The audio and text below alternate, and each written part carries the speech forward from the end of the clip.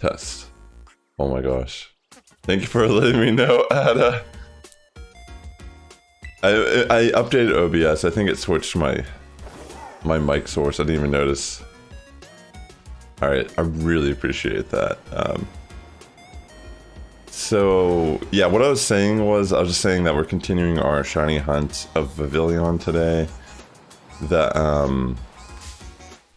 I have 6 of the patterns so far.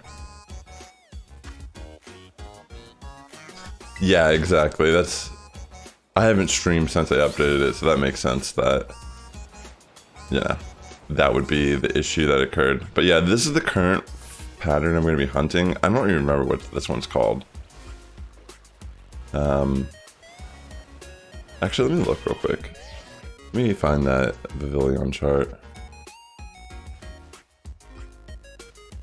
Okay.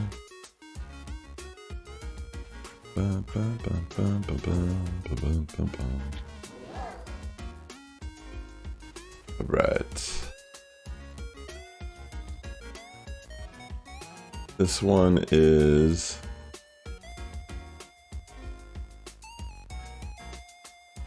Is this Sun? It might be.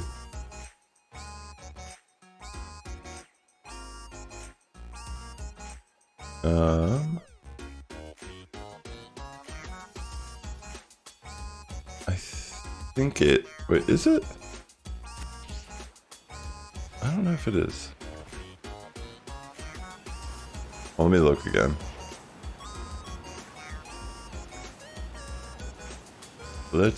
It might be. I honestly... I think it might be Sun.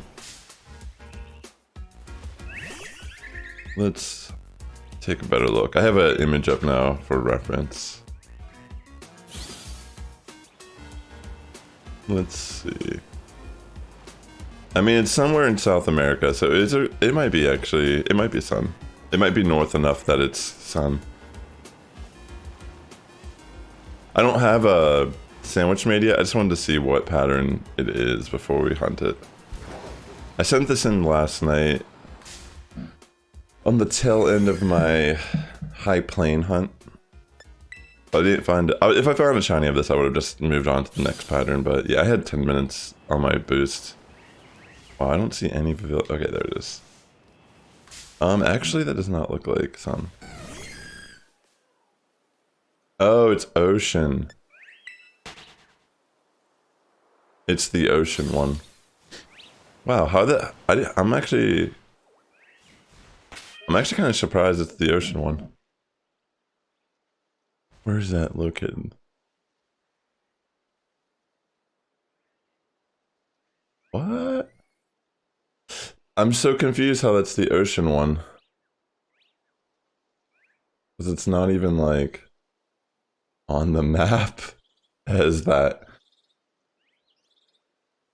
I got this from Ghostleaf, one of his like gifts. Hey, Reverse Dawn, good to see you. Yeah, actually that'd be perfect, Ada, if you're down.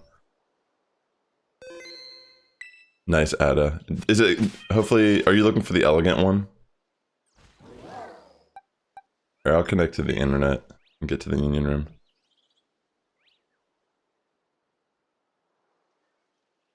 Welcome to the stream, ladies and gentlemen. A little bit of a rough start. I didn't have my mic on for like, just like a couple minutes.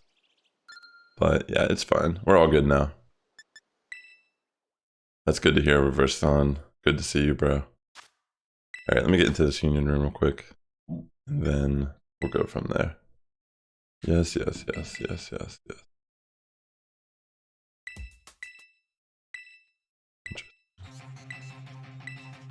Try your best to play in an environment where you're safe to stare at your screen.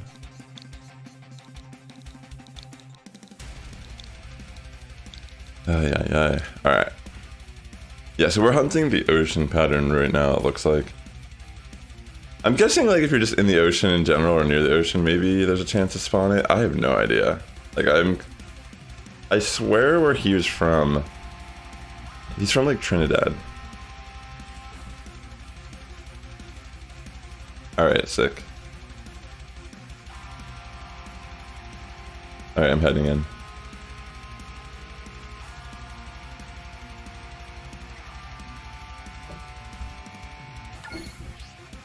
Thanks for tuning in today. I hope everyone's doing well. Yo, what's up, James? Good to see you, bro.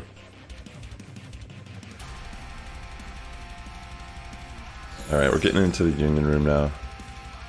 We'll see what's up.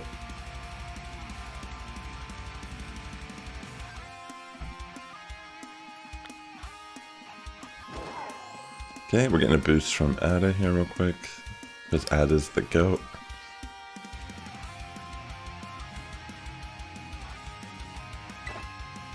Okay.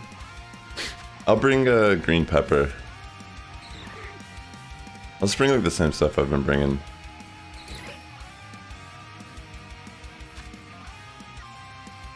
I don't even know who that is. Ciaz? Wait. What was I saying that made you think that?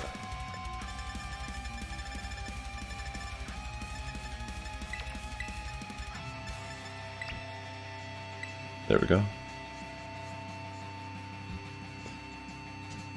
Oh, he's from Trinidad. No, there was a guy who was in our community who would hang out a lot. I haven't seen him in a minute, but he's from Trinidad, Tobago also.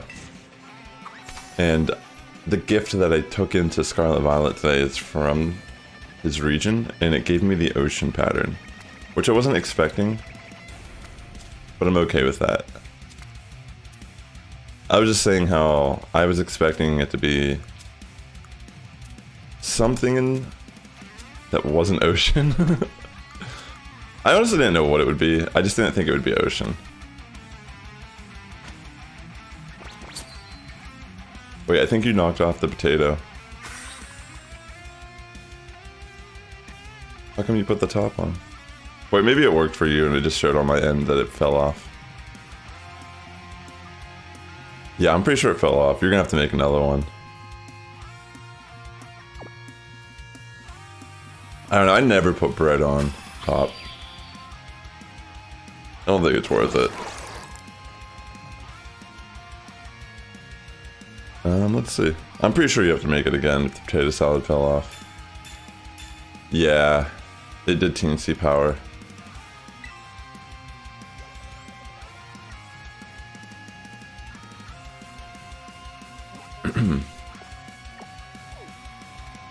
Alrighty.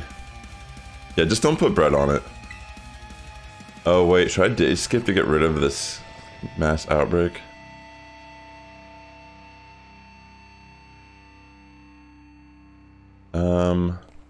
I might day skip real quick to get rid of this mass outbreak. I guess I could technically just hunt on the other side. Here, I'll come back real quick, sorry. Wait, where were you at? I guess it'll show me on the map, right?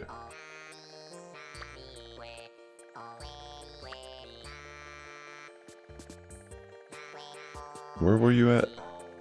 I honestly don't remember. Wait, doesn't it show you on the map? Okay. I'll head over there. I thought it would show you on the map. It gave me the wrong 3 boosts. It gave me all of them right except for encounter power. It gave me teensy power. Yo, what's up? Rick and Morty, good to see you.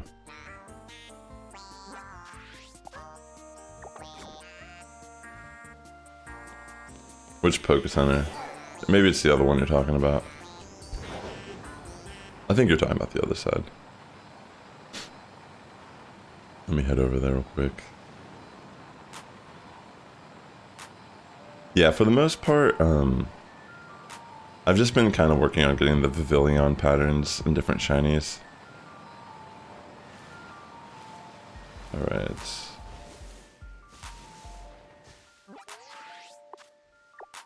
Oh wait, there she is. Oh, you're by East Providence, Area 1. You're not by Arizona or whatever it's called. I mean, you are technically near it, but you're closer to this flying spot.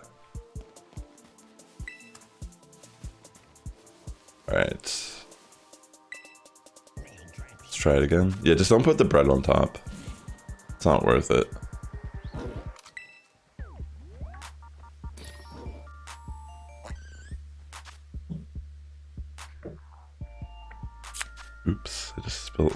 coffee? This is kind of a rough day already. Oh my goodness gracious.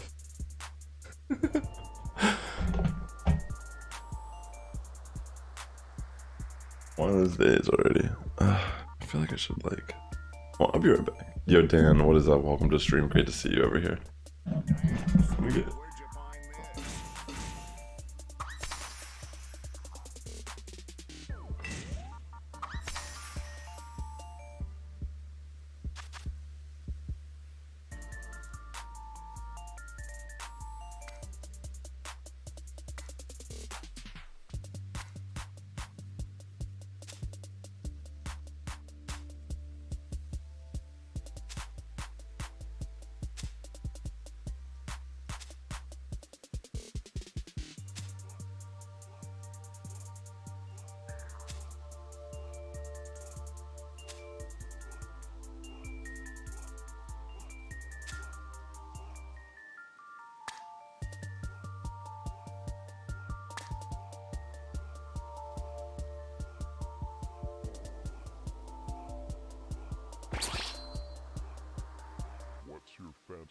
Oh, I have carpet up here and I want to like get some of this coffee that's spilled out.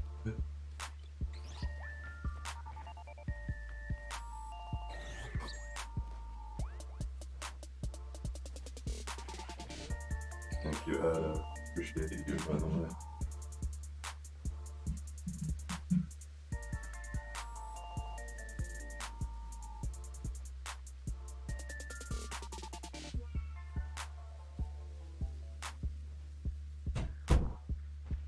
Alright, sorry about that.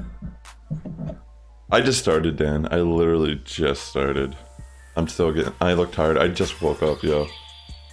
I literally just woke up like half hour ago. Alright, thank you, Ad. I appreciate that.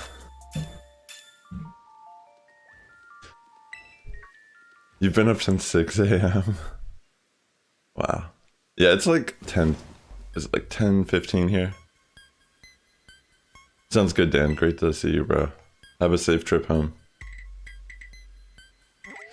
Alright, thank you so much for that boost, Ada. Really appreciate it. We're gonna head back up here now. Oh, it was the outbreak was in your game. It's not showing up in my game. I was wondering because I was like, I didn't see that there when I was looking around earlier.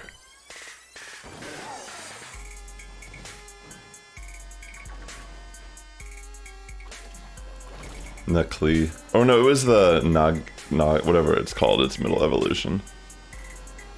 You gotta go to work in about an hour. I see, I see. Oh yeah, Rick and Morty, are you still interested in that, like, that one illustration? I forgot, we haven't really, like, moved past that initial, like, discussion. Alright, I hope I get this one fast because... like, literally none of my other Vivillon have taken over an hour, except for that fancy form. It took me 4.5 hours to get it. I don't know, that was so crazy. I felt very unlucky.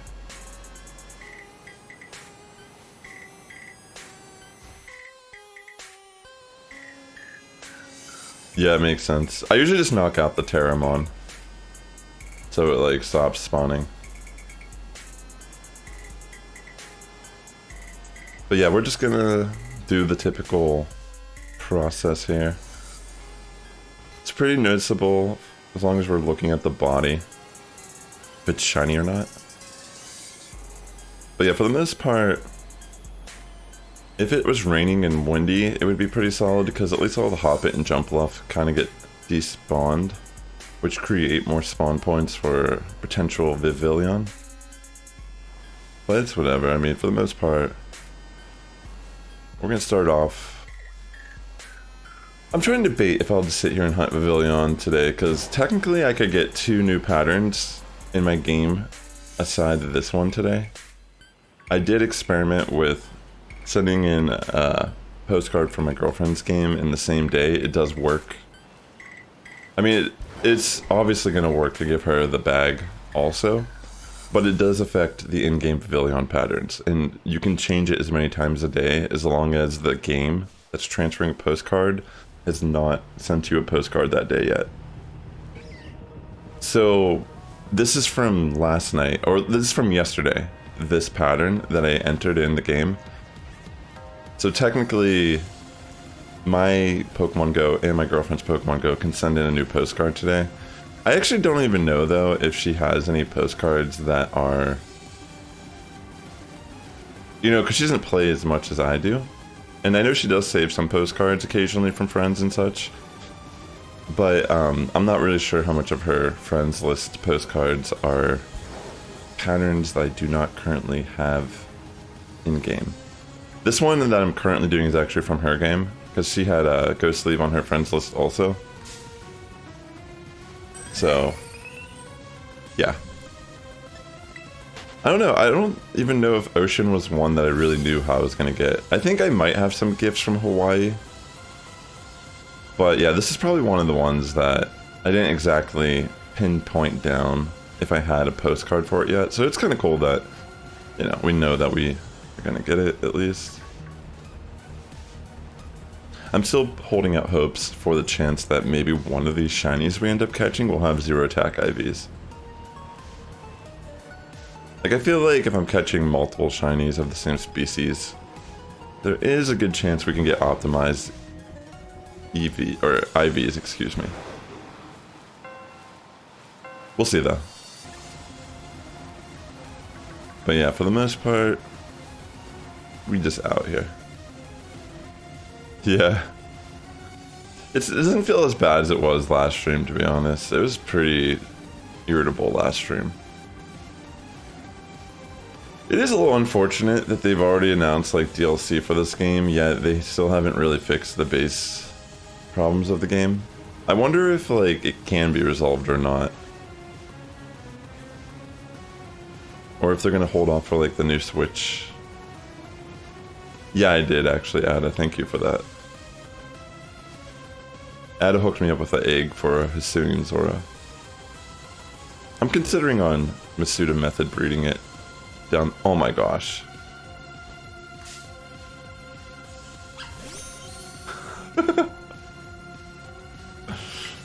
Here, I'm just gonna quick ball this because it might wild charge. Hey, at least you're giving me a sandwich boost, so I don't feel bad trying to catch this. Alright, sick. It's crazy how like, during this hunt, I found so many full odds shinies, it's actually insane.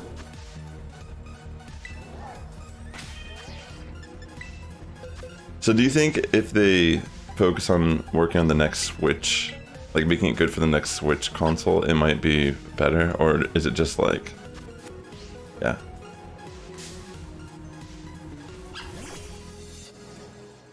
You want that Shoni Comb beatbox to fill up? It's really weird how this game functions because like I was saying, my longest hunt for Vivillon so far was 4.5 hours for one pattern form, and it was the fancy form, like the in-game. And during that hunt, I found so many freaking shinies that were not the one I was looking for. It was actually kind of crazy. I even found 2 Hoppet shinies within 5 minutes of each other. And they were full odds. It wasn't like a grass or flying sandwich boost. It was just 2 full odds Hoppets in this area. Pretty insane. It was on my last stream. It's actually, you can literally, I have like video evidence of it happening. Like, it's just like so weird. I killed a Palmy in my last stream as a sacrifice, a shiny one. But I guess we'll just keep it. This one. I feel like it's just like the game, the way it's programmed too. Like, is it really like the game is like that intense, or is it just programmed bad? Like poorly, like not optimized? I don't really know though, like again. This is someone just kind of like from an outsider's perspective, like, that just wants it to be fixed. Hey Shion Max, great to see you. It's going alright. So far we're just starting off our ocean form hunt. Or ocean pattern. I don't know if you would call them forms. Because they're technically just... Pattern makes way more sense. I see, I see. I really appreciate that. I'm like undecided if I'm just going to focus entirely on Vivillon today. I guess it really just comes down to how long these hunts. You're at 1,060 Fuecoco eggs. You're going crazy. Yo, bro, good luck. I know how you feel. I know exactly how you feel there. I think my Fuecoco is at 924, but I've had a few egg hatches go over 1,000, and it does get a little. You start to doubt. You know what I mean? You start to like question if you're doing it right. That's awesome, Ada. Does he think that if they have a new model of Switch that has better processing capabilities, would this game be able to function better? Or is it just like, kind of like a lost cause?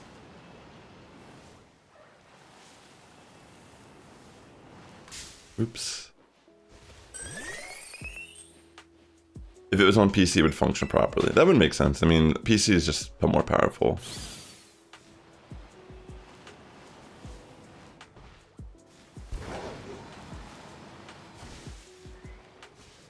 I see, I see.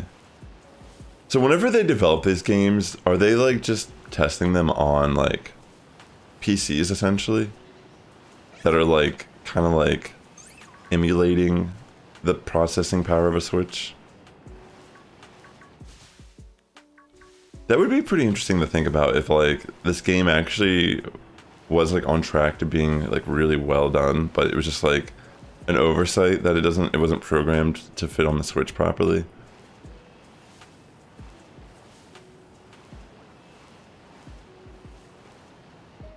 You don't think there'll be any difference?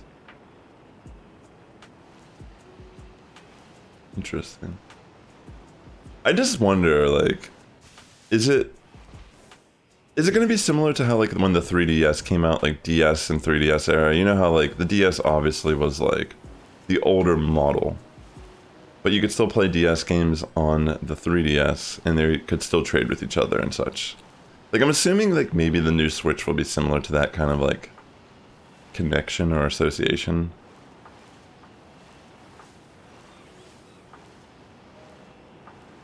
DS deja vu. Maybe they like maybe they're planning on putting DS games on the eShop, and maybe like the new Switch will be able to like handle 3DS games better or something. I don't know.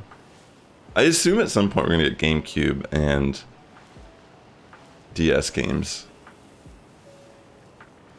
Yeah, backwards compatibility. I mean, that's usually been a thing for the most part. Like the 3DS obviously couldn't play Game Boy Advance games anymore. But yeah.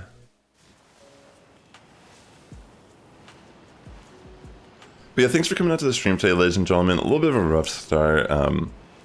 Had my mic source, it changed when I turned on OBS today, so the stream was muted for about 2 minutes. Spilled some coffee on my carpet. Our sandwich was a little rough to start, but hopefully those are the 3s that we're dealing with today, and the rest will be smooth sailing. Hey Dan, welcome back.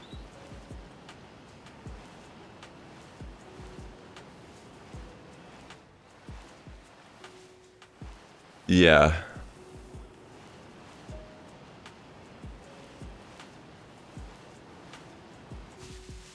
The rest of the 3s need to be shinies.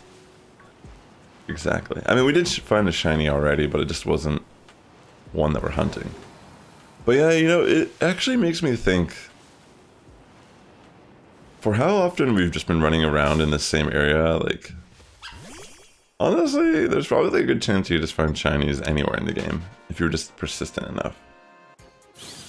Like, obviously the spawn rates aren't that great for some areas, but like, literally these Pokemon we're finding shinies of, we're not even, like none of these are by Like, none of these are good spawn rates. Hope in the battle, Dan. At some point, I'd be down, yo. I don't know if I'll do it on stream, but I'm down in battle. Like, whatever. Definitely trying to get some practice in. I'm still deciding on a team that I'm actually competing. I'm going at the Charlotte later this month to compete in the regional. And I still have no idea what I want to do for the tournament. Like, I've been building different teams and such, but I'm a little nervous because I still haven't like picked on something I actually like. And it's gonna be a lot of like playing the same team over and over and like mastering it. Like by the end of this weekend, I'm hoping I have the general idea of the team I want to run, and it might just be more of like working out the kinks in it and hoping that like, you know, like optimizing EV spreads or whatever. Yes, I do have a Discord. Well, let me real quick. Hey Tristan, welcome to the stream. Well, let me post the Discord link. I think being a shiny hunter is more cursed than a blessing. It can be, for sure. That's for sure. Alright. Yeah, you can always message me on there. I'd be down. I'm glad... I will admit, though, so, while I'm competing in Charlotte, it's still going to be Series 2. So it's Paradox Pokemon, no Ruined Pokemon allowed. But, I will admit, like, Series 3 does not look exciting. Like, I don't dislike Series 2, but I just think Series 1 was so creative and fun with how you could build teams. And adding Paradox Pokemon makes it a little less, like, vibrant. I don't know how to explain it. Like, you know, it's like, if you look at the usage, I think Fluttermane is at, like, over 40% usage. And I find that to be, like, a pretty bad state of a metagame. Is when, like, one Pokemon can... I remember when, like, Incineroar was, like, up there. And most people consider that to be, like, a toxic Pokemon to the metagame. Like, it was pretty much, like, on every single team. And Fluttermane is very similar, where I almost feel like it is on almost every single team that competes. By the way, Incineroar is a transfer in Pokemon. I can't believe they're bringing Incineroar back and Venusaur. Like, VGC is just going to become a nightmare at some point. You got Shiny Lunala a few days ago? Yo, that's awesome.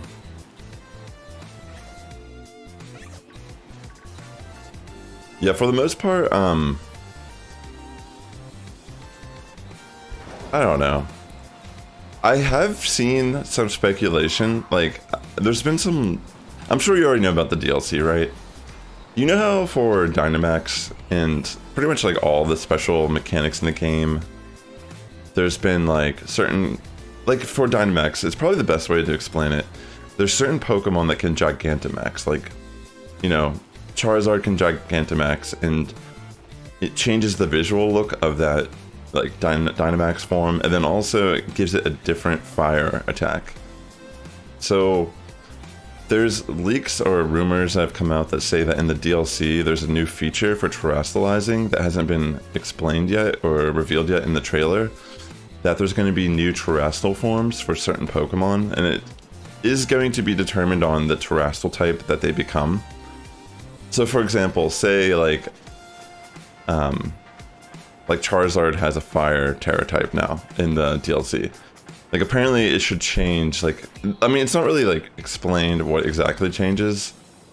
Is it just, like, a visual change? Is it, like, another type of change? Like, does it get different stats, moves? I don't know. But some people speculate it's just, like, a different hat or crown. And some speculate that it might even be, like, dual-typed terrestrializing. So it might be, like, say you turn into Fire Terra or Dragon Terra Charizard. Actually, I bet you it would be like Dragon Terra, just based on the fact that they released the Dragon Terra in raids. I bet you it's like a Dragon Terra Charizard and it turns into like Fire Dragon or something. You know what I mean? Like, I could see that being the reality, is that it turns into like some type of dual typing. But I don't know, I'm just speculating and basing this off of like things I've also seen being discussed on Twitter and Reddit. But what do you think about that? Do you think... I mean, I honestly feel like the idea of the different, like, unique terraform, I like that a lot. I think that's, like, really cool, and that would definitely get people, like... It kind of breathes new life into a potential metagame and such. But, if it was like new Terra types all together, where it was like they could be dual Terra type, that would be insane. Like, I don't even know like how to interpret how that would be, to be honest. But I feel like it would have to be extremely specific. Like, I don't think you could just go into it and like customize your dual typing. I feel like it would be something that was already like intended, you know, like they intended it into the design that this Pokemon can turn into these two types with this certain type that you pick. I'm not battling right now. Wait, what are you saying? What's the... Wait, what is that? Is that your in-game name? Or is that your Discord? Or like water, wake, water, terra, so it's like 4 times water moves.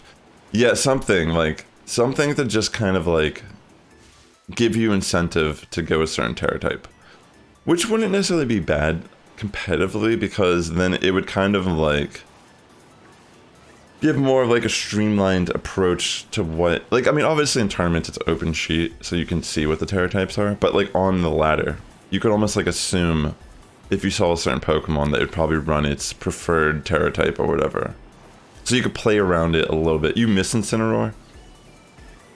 Okay, that's your Discord name. Alright, cool.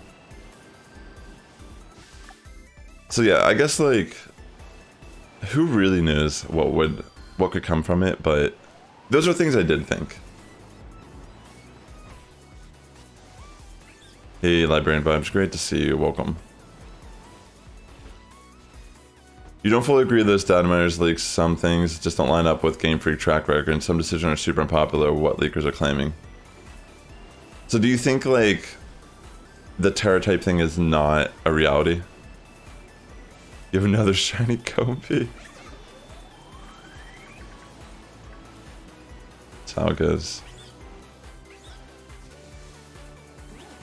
Yeah. So for the most part, we're just keeping an open mind about the DLC. I mean, I'm not buying the DLC yet. I will admit it like is a little irritating that the game is still in the state it is, and they're already trying to like they're selling DLC for like $70 something. That's crazy. It's interesting. It's like paying for an IOU or something. Thanks, Dan. Take care, bud.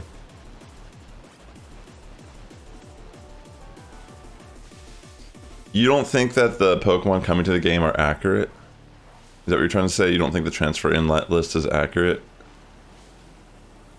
I mean, I would hope it isn't, but it is, more than likely, I assume. Like, I genuinely do not want Venusaur or Incineroar in this game. I mean, to be fair, with like Ruined Pokemon stuff, the games are already like in this like hyper offensive, gimmicky kind of like, it's gonna become extremely like centralized, the metagame, I feel like. Until they at least add in like transferring legendaries and such.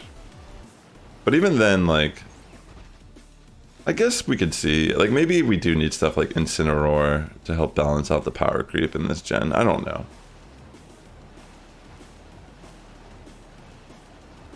You think the leaker listings are inaccurate? I mean, I remember a while ago they had like a list before some of these more recent lists came out, and I remember seeing that Incineroar and Venusaur were not included on it. But these more recent lists that have been coming out have been including pretty much like all the starter Pokemon. Except for Gen 5. I didn't really see Gen 5 getting that type of attention, but I'm sure we can assume they're gonna also still get leaked or whatever. I mean, not leaked, but transfer in. I feel like they're gonna put in all starters. Like, from a competitive perspective, I wish, like, excuse me, some of these Pokemon just like took a gen off. Excuse me. But like from just like a casual or collector, I'm sure it's like obviously you're not gonna like care or think about it in those terms. I generally feel like the main reason why they stopped putting in national dexes in the games or like every Pokemon is purely for competitive Pokemon. But yeah, I don't know. It's just, it's one of those controversial discussions. Like, I don't actually mind not having a full dex, but I'm sure they could program the game in a way where they could have ban lists as well. Like, they don't necessarily need to worry that like all these Pokemon are currently in the game. Like, obviously they already banned stuff at the moment, but I wonder if it would just be very confusing how the team build without referring to constant. Like when they ban Paradox Pokemon, it's a pretty straightforward ban. Like, you don't have to sit here and look at an online list and try to figure out like which Pokemon are allowed and banned. Like, it's like you already know. Sony. Shiny Sony. Yeah. Well, again, I think like I agree with that argument because like they obviously could make like a ban list, right? It's really hard to say why they don't do the things they do, or why they even do the things they do. Like, I would hate to see Smeargle in this game, but I also wouldn't mind being able to catch a shiny Smeargle and collect it, and maybe for my own purposes use it. But yeah, in a competitive scene, I'm glad it doesn't exist, especially where it can change its type. Like, imagine a Smeargle turning into a ghost type.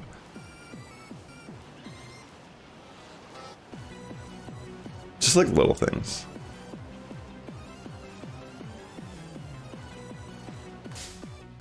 But yeah, for the most part, I don't know. I feel like if we look at Pokemon, like, if it just keeps going the route that it's going, where it just constantly adds more and more Pokemon to the games, like, where do we find ourselves, like, in a decade or two? Like, are we able to see, like, is this able to sustain itself moving down the line by this certain, like, I guess the way they, like, make these games?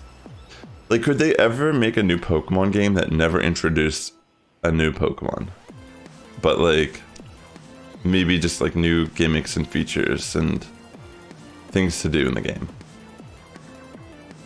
Like, I guess technically they already do release games that are like that, but they aren't like quote unquote main series games.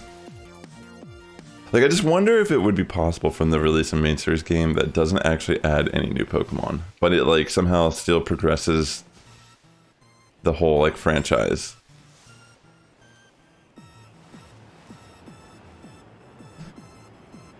Like, I think that's the thing though about Pokemon, is what makes it exciting, is a big part of it is in fact finding new Pokemon and new forms and learning about new lore of these new Pokemon in their regions.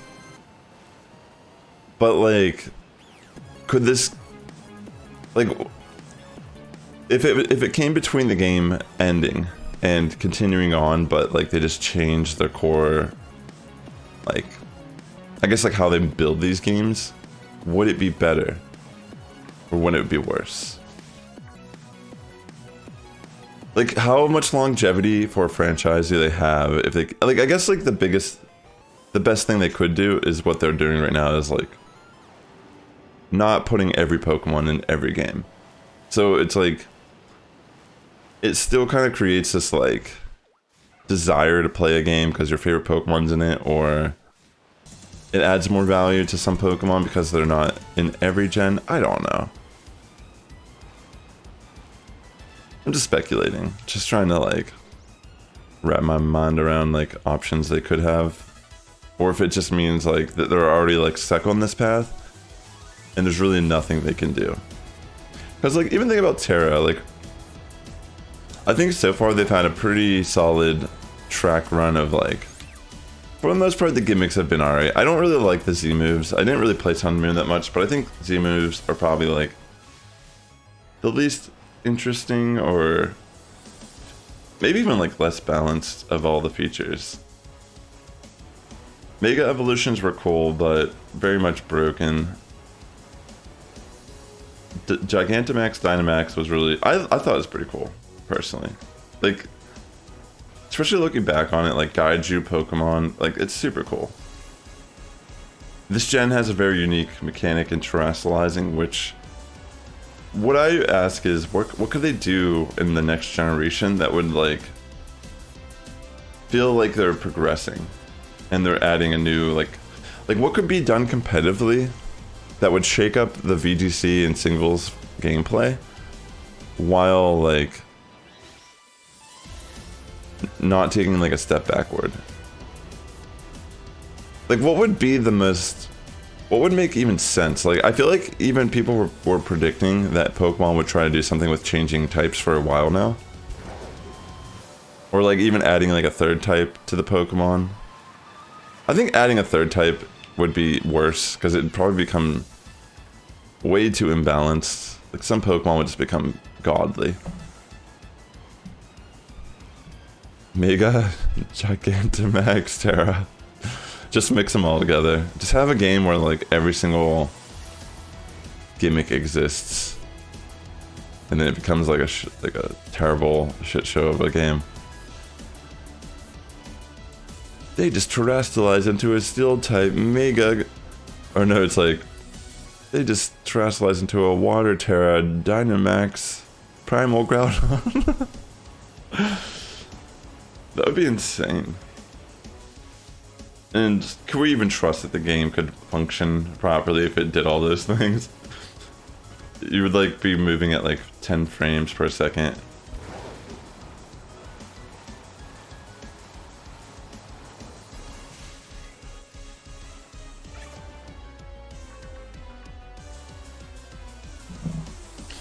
How many Mons have I caught so far? Hey Luke Gamer, do you mean like shiny Pokemon or Mons in general? I don't know the exact number of shinies, but I definitely have a decent amount. It would be like me playing the forest on your ancient laptop. I forgot about that. I forgot about that.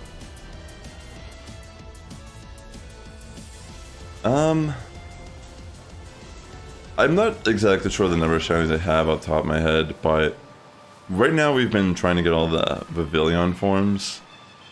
I think I have 6 of them. Yeah, I have 6 of them currently. We're working on the ocean pattern.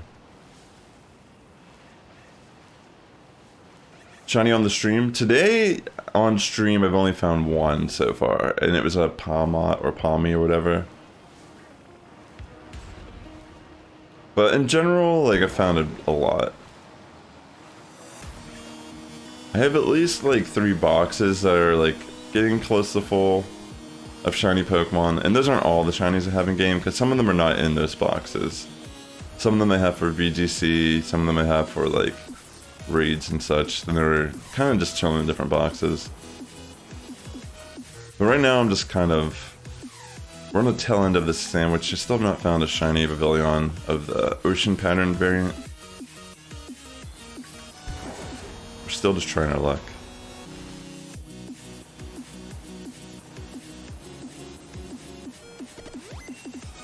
In theory, they could make Gen 4 to 5 support every Pokemon.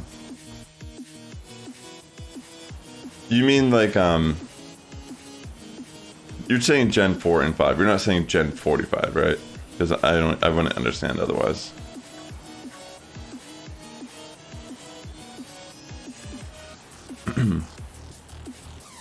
I've caught a bunch of shinies on stream, but only 1 today on stream.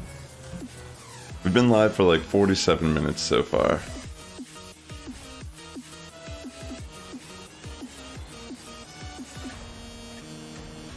Wait, 45? Oh, I see what you're saying. Yeah, like, maybe you can transfer in all the Pokemon and they don't count as a national dex. Like, maybe that would be a good medium ground. Ada, are you down to give me another boost? Alright, so we didn't get a shiny Vivillon there, unfortunately.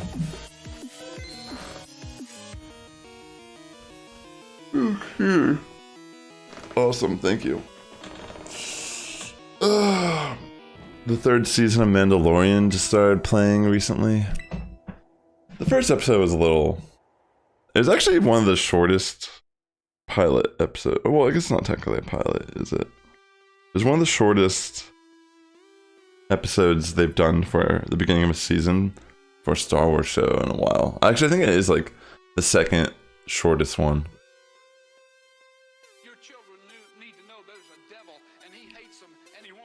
Yeah, I mean, they couldn't really extend it without, like, compromising character development, I feel like.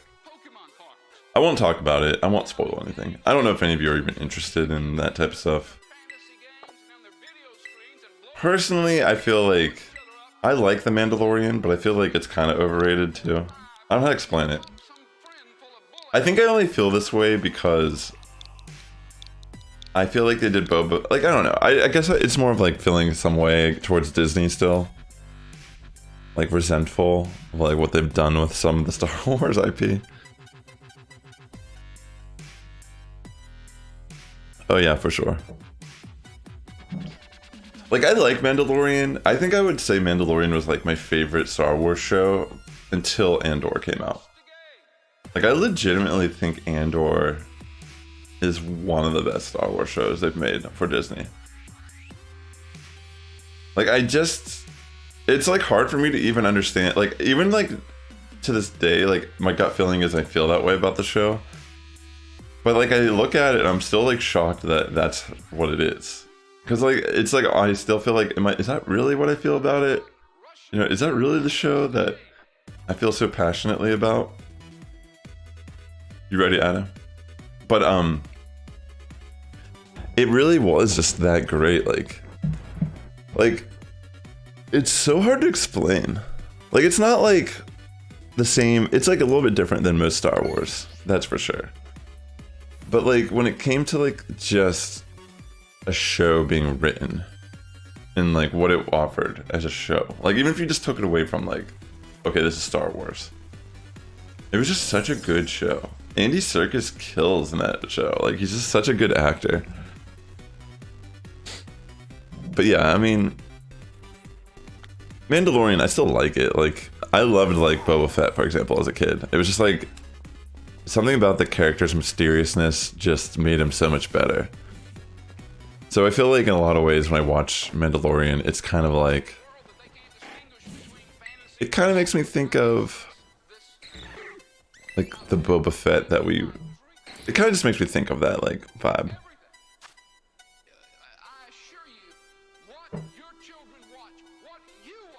I don't think the story should have ended at all. I think, in fact, they're on to something very interesting with the show. They're not even like anywhere near halfway through the story arc of the show. I mean, we're so early in this show. Like, it's pretty obvious to me that the show is called The Mandalorian because it's about Grogu becoming the next like Jedi Mandalorian. So I think the reality is like Din Djarin's like gonna get killed off at some point. He's like not a main character. Like, he's a main character now, but it's like, yeah, we call him Mando and it's called The Mandalorian, but it's actually not about him. Like, that's what I think. So I think and like, if you think about how young Grogu is in relation to what his species is, it's like generations of content. Like, it's honestly genius from like a capitalism perspective. Great to have you here, Librarian Vibes. Yeah, exactly, right? But like, I think it made sense. It was still a good episode, but very short-lived for sure.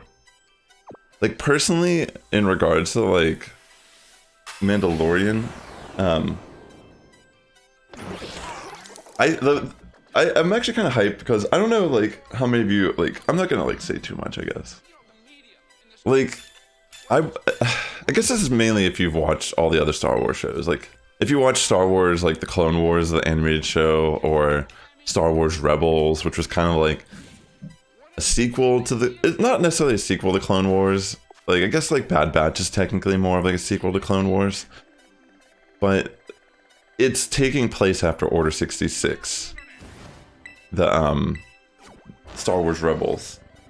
And there's like a whole story arc in that show that involves like Thrawn, which is like a character that was from the extended universe originally, if I'm not mistaken. And like there's like novels. He's pretty much like a general for the Empire that was like very cunning, and that's what he was known for, is like his like strategy for like combat and war was like unrivaled. Like he's just that intelligent.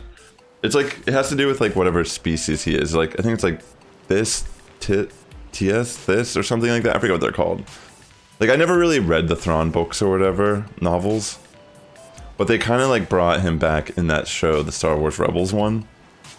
I mean, granted, it's like a little like it's a kid's show, so it's like he still comes off as cunning and such, but like obviously the rebels like outsmart him and such. But that, like in the actual novels, that more than likely would not be happening.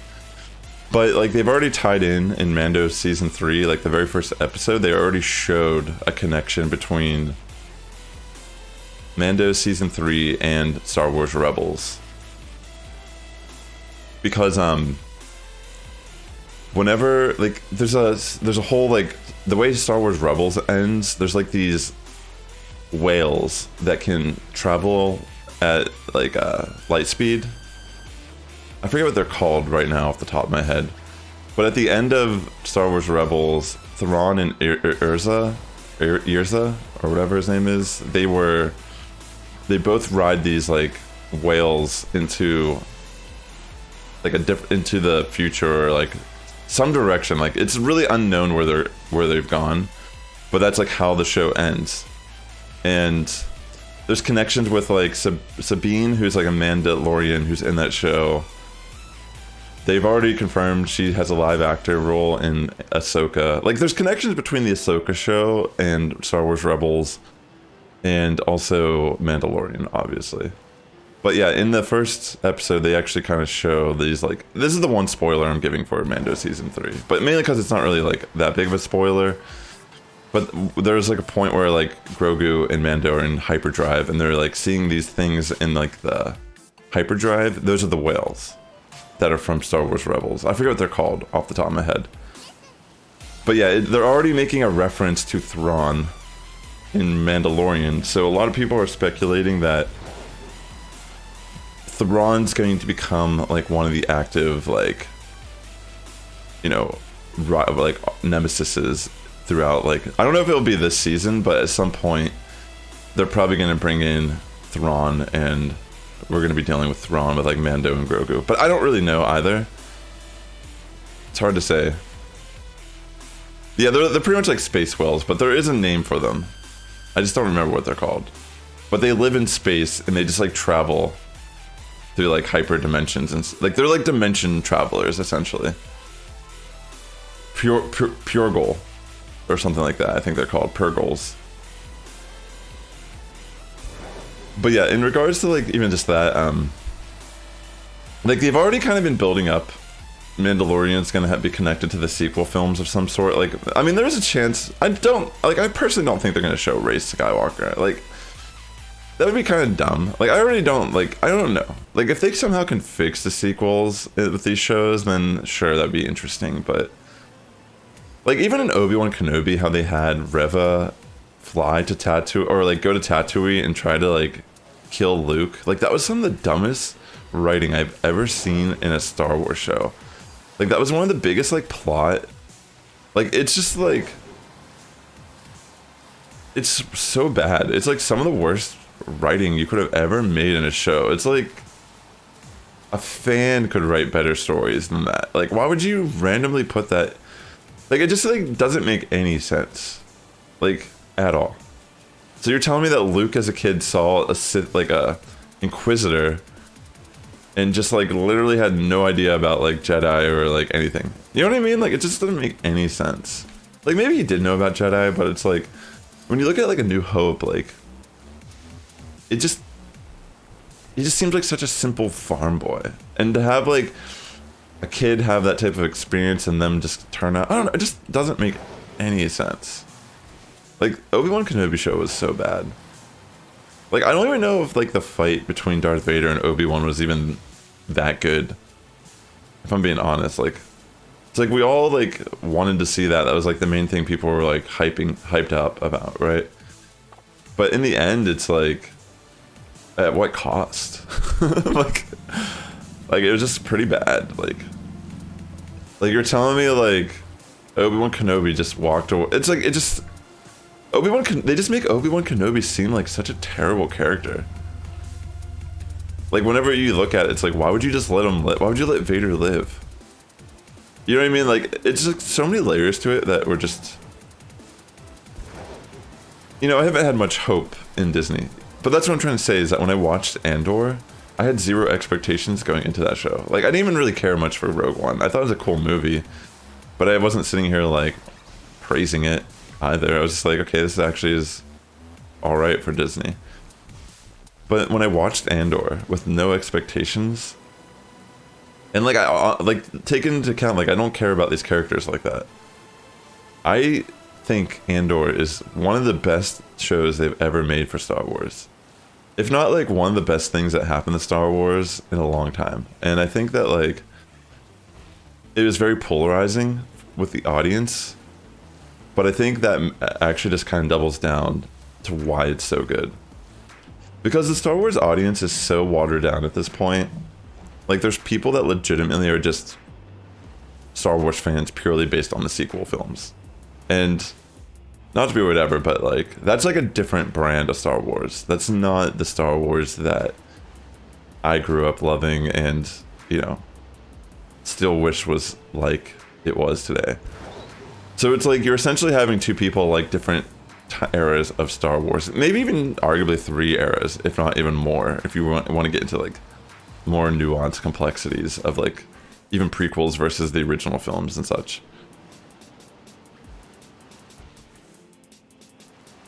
Yeah, I get that 100% at it, but like, it's still just like selfish, and it just makes Obi-Wan Kenobi look like a terrible person. Like, he just seems like a really, like, obviously he's flawed, and that's good to have flaws, but like, he failed, like, he's just a constant failure, yo. Like, he just straight up couldn't, he let Qui-Gon die, he couldn't train Anakin properly, and then in that show it's like he couldn't even like put an end to Darth Vader, who was going to murder thousands if not millions of people. You know, it's like he just seems like one of the most incompetent people ever. Oh my, another shiny Palmy or Palmo. Is it Palmo? Oh, it is a Palmy.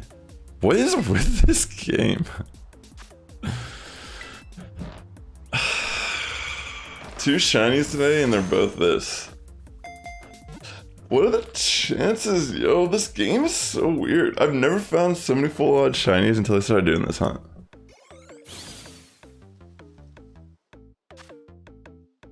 Like, the amount of Palmy and Hoppit full odds I've found are pretty crazy.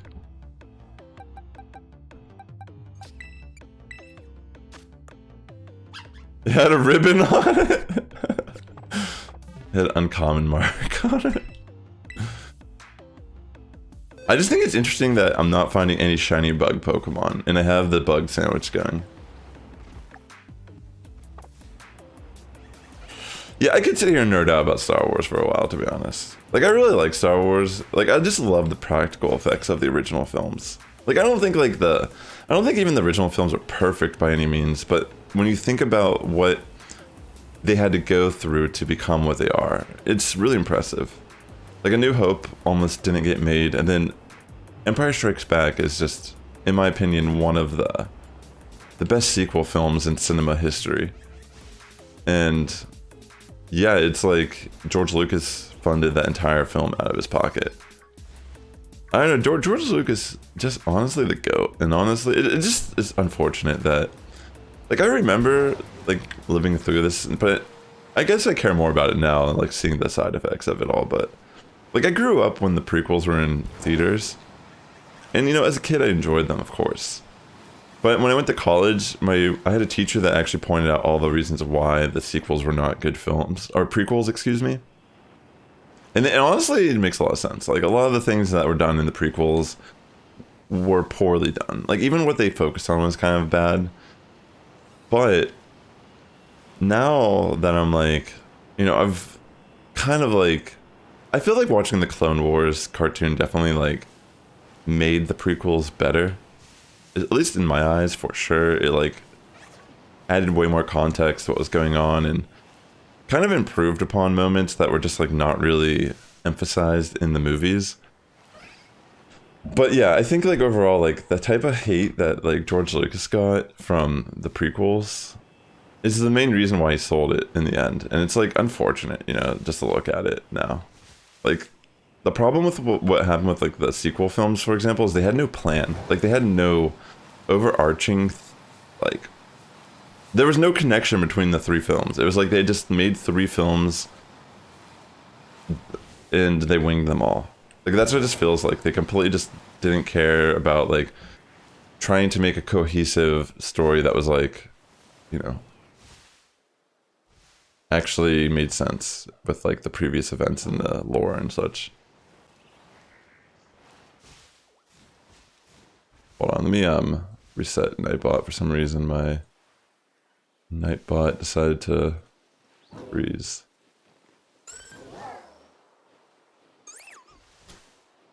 Force Awakens was, you know, people say that all the time, but I swear I don't agree. Like, not because I don't think it's like a movie that works, but it's like it already deviates from what Star Wars is by doing everything that already existed. Like it self-references itself so much that I just hate it. Like I never watched, I will admit, like I've tried watching the film full, I don't think it's like, maybe hate's a strong word. I don't hate it.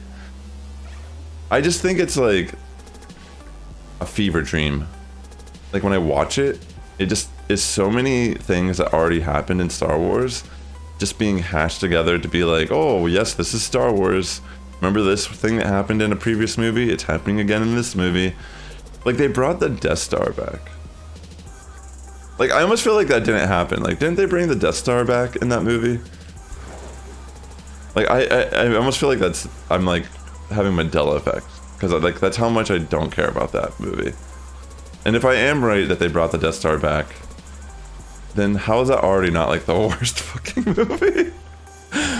Like, I can't even remember, like that's how much I don't like that movie. But I'm like pretty sure, yes, they bring it back and they just literally mirror multiple shots that existed in all the other films.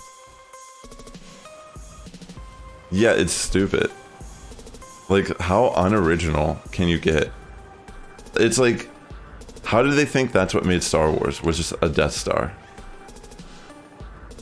Like, you know, I know I'm being very critical, but that's just because, like, it's just nothing like what it was before. Like, every Star Wars movie, regardless of how you felt about it, like, there was a common theme, is that George Lucas always experimented and tried something new. It might not have always worked, like how in the prequels, maybe it wasn't, like, working exactly how, you know, maybe people were expecting or wanted it to. But even, like, in the original films, like, The Empire Strikes Back is not the same as A New Hope. Yes, it's, like, maybe, like, because they were done well, we don't really think of it that much, like, but they're like nowhere near the same movie. Like, the tone in the movies are so different. Like, Empire Strikes Back is one of the most bleak movies. Like, if you think about, like, how movies were in the time, like, when that movie came out, it was like, no one even knew that there would potentially be, like, Return of the Jedi or what it would entail. Like, it was, like, years before they would ever get a conclusion to that saga of, like, what was going on. And the way that movie originally ended, it was like they actually had to add a couple scenes to make it seem more hopeful. But like, you know, Han Solo gets kidnapped or captured and put in carbonite. Like Luke gets his hand chopped off. Like there's so many layers to that movie. Like where the rebels are just getting their butt handed to them the entire film. And it doesn't even end on a good note. Like, oh yeah, we're still happy. Like it's like everyone's messed up at the very end of the film. And that's why it's so good. Like, A New Hope is like, you know, in the name, you know, it's like very hopeful by the end of the film that there's like you know, Luke takes down the Death Star, blah blah blah, against all odds. You know, it's like a coming of age story of this character. But then the second movie is just like, you know, no one wins. Like, Luke is ignorant, not like, you know, he's a little cocky, like, you know what I mean? Like, he decides to pick his friends over training and goes to Cloud City, and, you know what I mean? All the bad stuff happens because of it. And yeah, like, that's the thing. Like, every single Star Wars film is different from the previous Star Wars film. And that's why I don't like The Force Awakens. It's because it doesn't follow that at all. All it does is rehash everything that was already Star Wars in hopes of, like, you know, appealing to your nostalgia. And I think that's, like, bad story writing. I mean, it is bad story writing. Like, I just remember the first time I tried watching that film, I thought it was, I legitimately thought I was having a fever dream. Because I just happened to see it was on TV, and I just put it on, like, halfway through the film. But the way whatever scene I was watching, I think it was, like, the Millennium Falcon and Death Star or something, and I was just like, this shit already happened in A New Hope, or Return of the Jedi, I don't remember which one, but it was just like, literally the same freaking thing already happened before. And it's just so bad. like,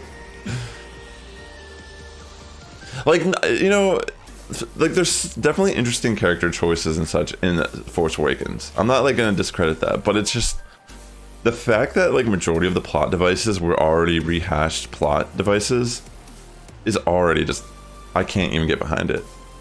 It's like, no matter what, I can't even praise the good in the film, because I just feel like all of it is so shamelessly a cash grab that I just, like, I don't know. And, like, it makes sense that, like, younger generations or kids would enjoy it, because they're not invested in they don't care. Like, they're not invested into IP like that, you know? Like, I could arguably say I got into stop motion animation because of Star Wars, you know? All the stop motion puppets, like the Tauntaun in the Hoth scenes, the Rancor, you know, there's a lot of, like, practical effects in that film that hold up and look amazing still to today's standards. And, you know, that alone, like, Lucasfilm and Star Wars has really, like, opened a lot of doors for film making in general. So, like, yeah, I guess, like, when I look at the entire, like, picture, it's like, even though the prequels were not perfect, like, I try to watch them today, and, like, some of the 3Ds, like, you know, obviously it won't hold up as good just because of the nature of how that type of technology was, and some of the acting's not as good, but, like, the actual premise, like, the concept and the passion behind this film still is there. Like, it's still George Lucas. Like, it's pretty evident. So, like, even while I do not like a lot of aspects of the prequel films, for example, I have a greater respect for them as time has gone on, mainly because of shows like the Clone Wars and Bad Batch have, I think, honestly, like, Order 66 is probably one of the most interesting, like, times in Star Wars history. Like, the whole, like, timeline of, like, you know, we don't really see a lot of, like, we don't really learn a lot about the clone troopers really in the movies. Like, they just seem like droids. Like, they're essentially like the equivalent to the droids to the separatists. Like, we don't really feel much when they get killed on the battlefield and such. They just are there. But the cool thing about the Clone Wars cartoon was it actually personalized a lot of these clone troopers, and it made me really, like, value and care more about, like, this part of history in Star Wars. Like, it's really hard for me, like, I legitimately feel like I've grown attached to some of these characters just watching the Clone Wars cartoon. Like, I remember I was watching, like, I watched the whole Clone Wars through series, like, all through 7 seasons, and by then, you know, I'm like, I know who Captain Rex is, you know, I know who, like, pretty much everyone is. Cody, like, even Cody's character, who was in the movies, is more fleshed out in these shows. But, the Bad Batch is really cool because it's essentially like diving into post-Order 66 through the perspective of, like, what happened to the clone troopers, like, how come the clone troopers were phased out, and were there stormtroopers involved? And the current season of Bad Batch is definitely toying with the idea of like, so on Kamino is where the like Jango Fett clones were made, you know, all the clone troopers, right? And then the Empire destroyed that facility. So some people speculate that Mandalore is currently being occupied by the Empire to do cloning experiments. So what was I gonna say? Pretty much the way a lot of these shows are actually all like kind of leading up to like, I think even like Mandalorian is kind of hinting at the whole cloning thing. But I think this is my speculation. I think Mandalore is actually now a cloning facility where they're cloning, and it's probably gonna be connected to Snoke and shit for the sequel films. That's my speculation, because right now Mandalore is in theory like toxic and poisonous. Like if you go there, you'll die just from all the radiation and such. But I don't know, based on like the way the series 2 of like Bad Batch, and even like, I don't know, I just assume, okay, we finally found a shiny. Here we go. Nice. Finally found the shiny form of the ocean pattern after all this hunting. But yeah, I'm speculating, like, I feel like the sequels could be better if they add, like how I said the Clone Wars show made the prequels better in my eyes. I feel like the sequels could be fixed with, you know, shows. But I don't know. You know, the thing is, Ada, I heard that, like, the Stormtroopers, like, the reason why Palpatine changed from the Clone Troopers to the like, being enlisted, is that people that willingly enlisted in the Empire were considered to be more loyal. Like, I think the issue with, like, the Clone Troopers was they didn't really know how trustworthy they would be over time. Actually, I don't really know the nuance of it. I think it may have been something about that. But yeah, I feel like that's what the shows are trying to dive into. I don't think it's like 100% like confirmed or denied yet, like what is going on. But let's check out this Vivillon real quick. Timid nature, wow.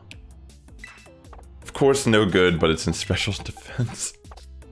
All right, sick. We got ourselves another Vivillon shiny after getting multiple Palmy. So real quick, before I continue on here, chat. I have 8 minutes left. I think I'm gonna save my boost here. I'm gonna go grab my Pokemon Go. And we're gonna send in another postcard here and get a different form.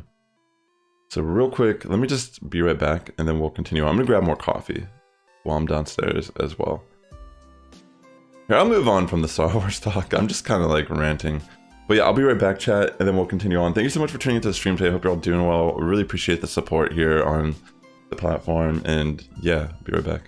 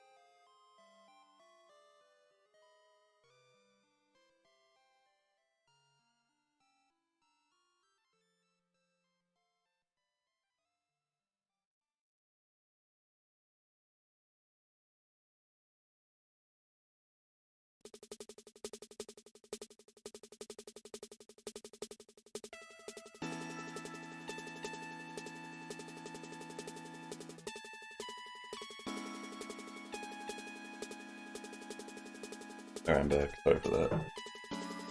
Share stream. Aiden. I already caught 3 shiny Valiants at one point in this game.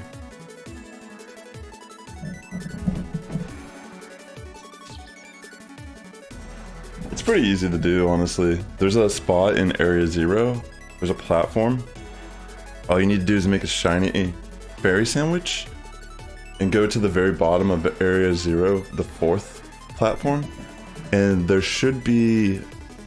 There's like a crystal that you can like... There's like a platform, like a giant crystal that just force spawns Iron Galliant. And then you just kind of like run back and forth and despawn them. I found 3 shinies in a half hour one time. Alright, I'm gonna bring up my Pokemon Go here because I want to send in a new postcard for Vivillon.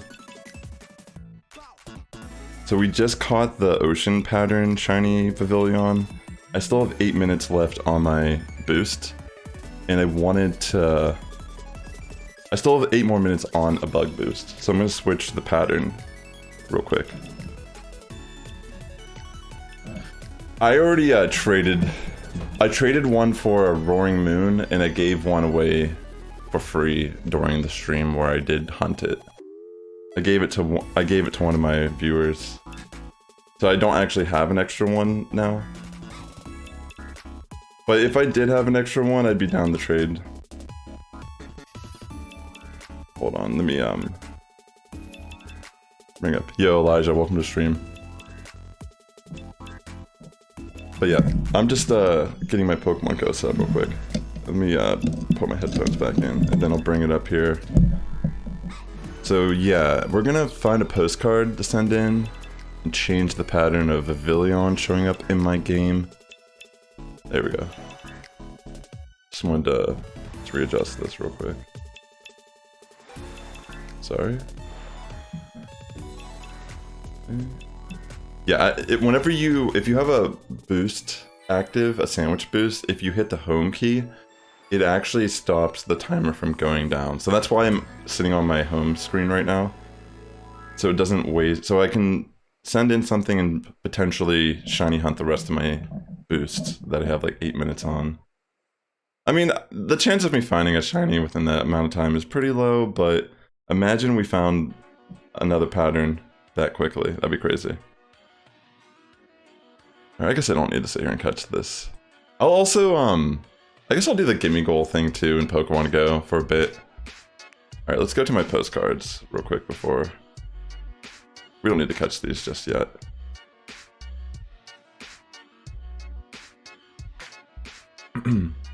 Sounds good. Alright, postcard book. Alright, I already know... Okay, not that one. There was one I already knew I wanted to send in, I think. I think we're gonna do Marine. I saw I had one from Greece. I think it's Messy? Missy? I'm trying to remember, like, what their name was. Like, how it's spelled. Not that. Oh wait, this one's Brazil, I think. I think Brazil, let me bring up the chart real quick on stream. I'll show you where all the patterns. Hold on real quick. If you're wondering. Let's see. There we go. Okay, that's a little crazy.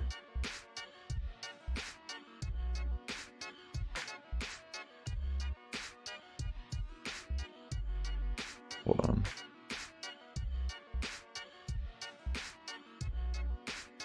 Okay. So, let me just adjust this a bit.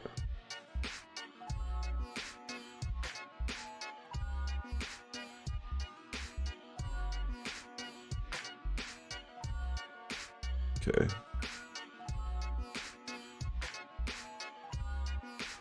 Alright, so right now, I'm thinking about doing Brazil. Which I think would be, if I'm not mistaken, it should be Savannah, right? Or is it Jungle? I mean, excuse me. Well, let me look at the list. It tells us here as well.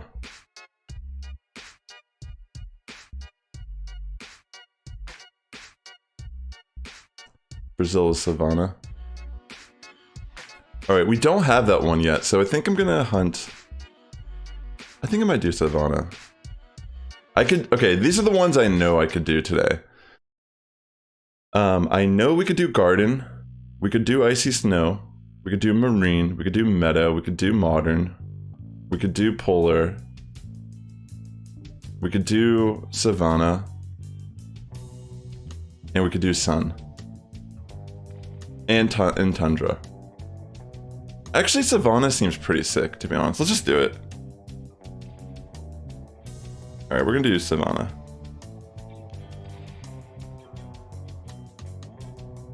Alright, let me exile this. So now I'm gonna go back into Go. I mean, no, excuse me, Scarlet Violet. I'm gonna try to do this quick. It's been crazy. We found 2 full odds Palmy today on top of our Vivillon. Oops. Went down a little too far there. Alright. So we're gonna change this up. Yeah, right now we've been kind of hunting all the different forms of Vivillon. Alright, we got our coin bag activated as well. We'll do that at some point here. So now we should have Savannah style Vivillon pattern showing up. And let's check them out. We still have some of our shiny boosts going. Yeah, we have like 7 minutes and 30 seconds. Yeah, there we go, see? Yeah, that looks sick, actually. Alright. Vivillon's like honestly a really cool Pokemon. I've always really liked it. And the thing about it is it can be used competitively.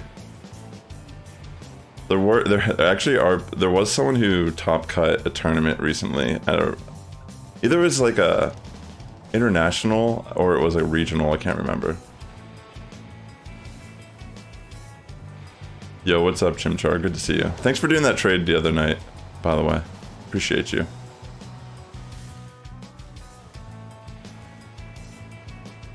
Yeah, it's cool. I feel like this is probably the only one I have in my inventory that is from Brazil, like postcard wise. I don't really have a lot of friends on Pokemon Go that are from Brazil that I can think of.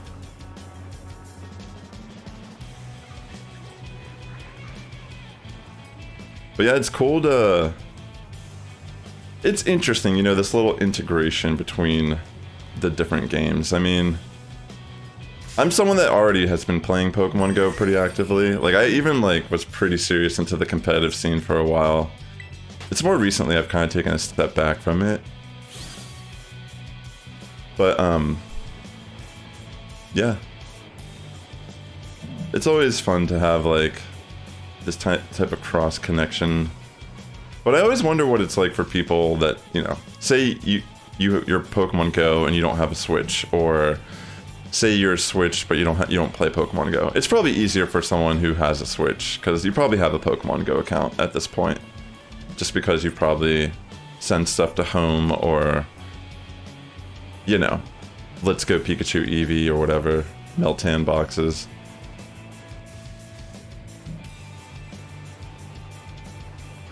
Yeah, I mean, right now you can't send Gimme Goal into home, the ones that you catch from these bags. I already tried. But at some point down the line, we can send in the roaming form, which is, I think, the only way you'll be able to get the roaming form in Scarlet Violet is from Pokemon Go. But obviously, you know, they'll be easy to obtain regardless. I mean, I literally could just send in like multiples of them and trade them to people. I don't know what the benefit would be. Like, it makes me wonder, will there be an alternate evolution of Golden Go or something? But I actually have no idea. I don't really know. No clue. Could be interesting, right? Like, maybe they'll add something like that, but what would it even look like, though?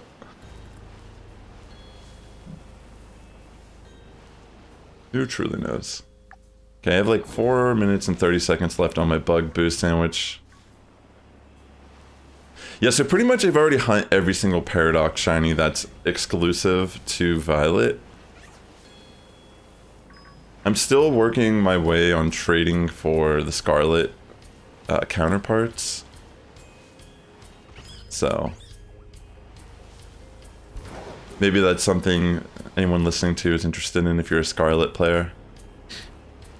What am I still looking for? I need shiny Screamtail, shiny Fluttermane, shiny Sandy Shocks, and shiny Slitherwing, I think.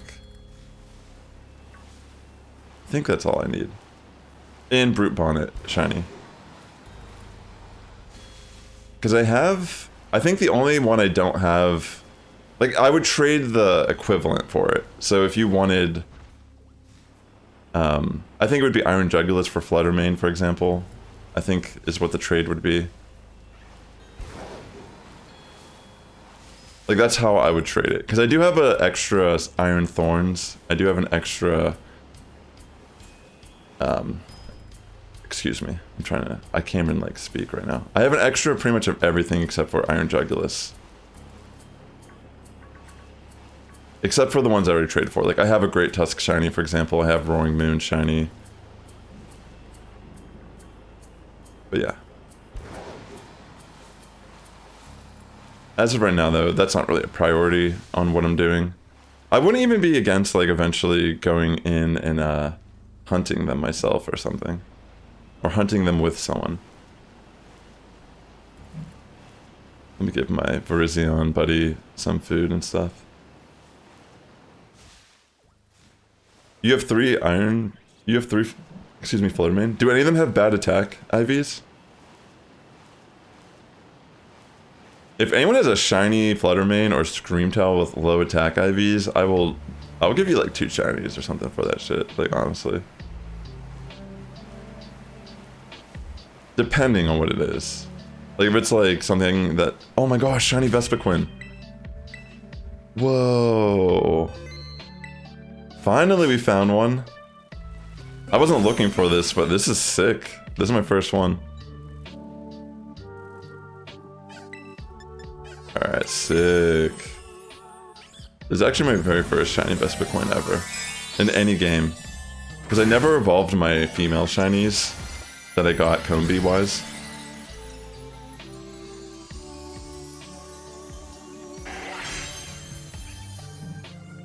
Ooh, that's actually pretty... That might be good for me, Chimchar. A shiny Fluttermane?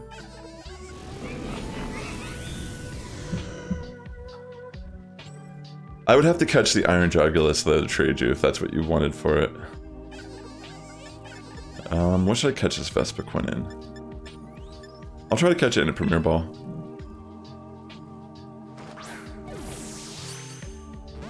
You know, it's kind of crazy for how many hours I've hunted Vivillon. Like, I've literally gotten 7 Vivillon patterns at this point.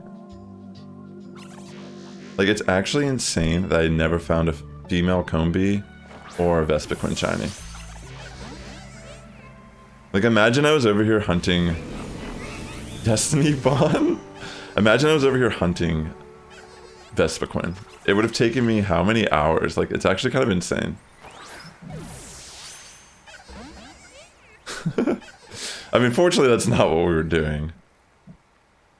But wow, that's kind of crazy to think about. I think it's probably even more impressive to get the female Combi and evolve it, right?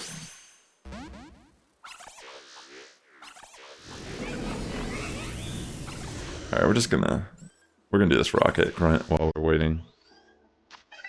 We're trying to catch the Vespiquen. Okay, it's gonna jump out. Anytime it doesn't do the critical catch, it's gonna jump out. Pretty much the game just shows you a critical catch every single time. It's gonna guarantee the catch. It doesn't mean you're actually getting a critical catch every single time. It just means that you caught it, and it doesn't want to waste your time watching the animation. Like I do appreciate that about this game. There we go. Okay, we caught it. Check it out. Yeah, I'm pretty hype about getting the Vespiquen. It's at least new. Granted, we have like... Alright. Well, let me just... Okay, it's over anyways, so... Let's just check it out. Accidentally didn't hit all the bubbles there because I was distracted. Doesn't have a mark. No mark. That's fine. That's sick though, we got a Vespiquen. But yeah, that took forever to just find one of those. That's crazy. So today we found 4 shinies. 2 Palmy, and we got another Vivillon, our ocean form. Sorry, I always go past the screen for some reason. We just found ourselves a Vespiquen, which is pretty sick. The one Palmy actually had an uncommon mark, which is pretty cool, I guess. I mean, why not? Let's save. I'm ready for another sandwich boost whenever you're ready. I think I'm good now. Alright, let's catch this Sandshrew in game. I'm gonna pop my the bag or whatever, the coin bag, and eat. Perfect, perfect. So I was thinking, chat. I actually got the golden inside of Pokemon Go. Whenever you do this bag thing daily with the postcard or whatever, if you do the coin bag or whatever, or whenever you send a postcard in, sometimes it gives you this golden lure. So I actually got one of them, but I haven't went out and used it yet. I was thinking about maybe doing a stream where we went to a Pokestop for like a half hour and just kind of like saw what it did. Wait, you can do it twice? Wait, you can pop it twice in one day? No, Great Tusk you want physical attack. The IVs don't really matter on Great Tusk. You could just give it a gold bottle cap, pretty much. It's like one of those scenarios.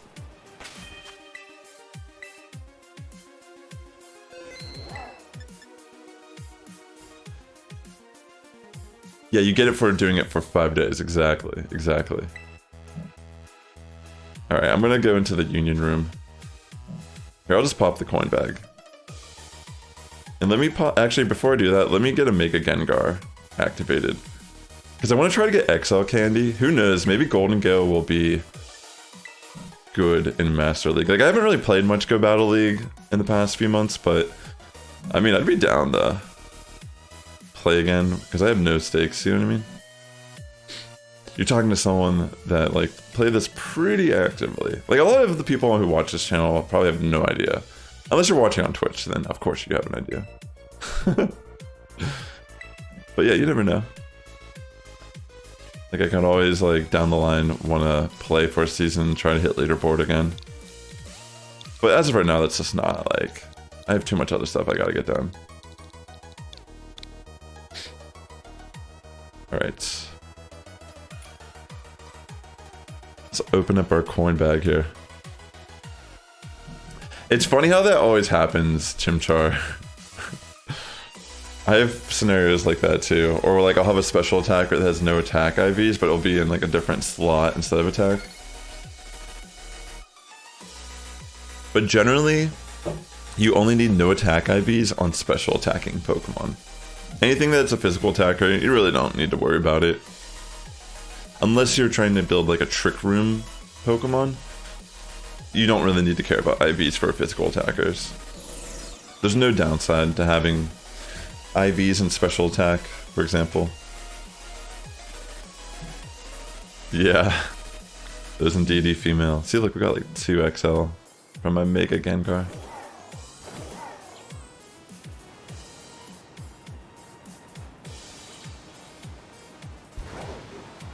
Alright. Of course it takes us to this place. You have 2 shiny Slitherwing?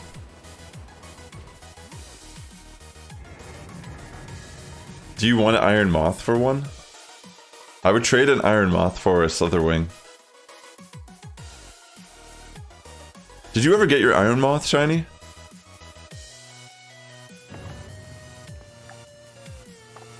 Go west, you say? Wait, which way? Let me fly over there. Wait, no, I am west. What am I doing? I am in the right place. Sorry, I'm like... Oh, okay, well, I could trade you my second Iron Moth for Slitherwing. I'd be down. Thanks, Ada. I really appreciate this.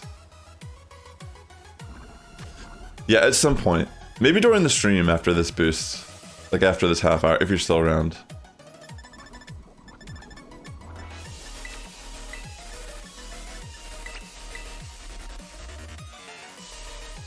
You know what's crazy though? I actually caught one that I caught both of those on stream, the Iron Moths, and one of my Iron Moths I caught actually is no attack, or it's no good attack. I haven't built a team with. You'd think I'd like prioritize building a team with Iron Moth for Series 2, but I literally have not built a team with Iron Moth. I think it's actually really good too. Like it definitely has play, but I also feel like it's like a glass cannon. I haven't been sold on it, even though like I really want to use it. But yeah, it's like essentially perfect for competitive. I was like blown away. I found that. It's one of my few. Like I've honestly had a lot of crazy luck in Scarlet Violet with shinies. It doesn't matter because for Slitherwing, I'm just gonna max its IVs except for special attack. But it doesn't matter what its IVs are at all for Slitherwing. Just a physical attacker. It follows that same kind of role. It's a physical attacker, so it doesn't matter. So whichever one you're willing to part with. Alright. Let's go. Thanks, Ada. I really appreciate this again. Alright, we're gonna hunt the, what was it? The Savannah form. That's what we're hunting right now. Really appreciate this. Okay, let's head back over to the spot.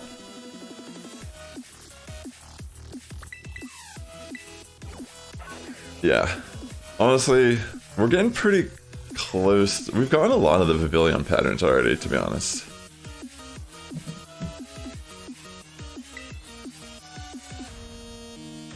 Like, we're actually racking them up.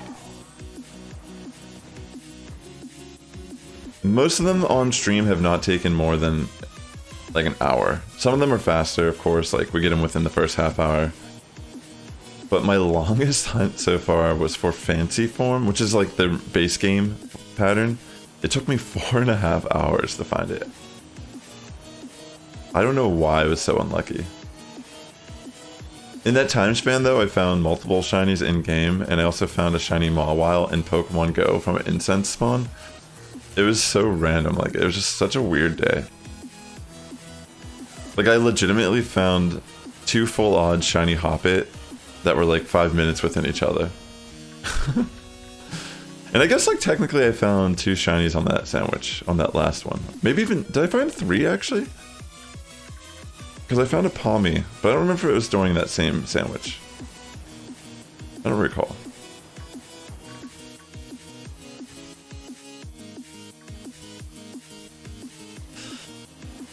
Yeah, the Fluttermane, I think I was going to trade an Iron Jugular shiny for it, and I need to catch an extra one, I think.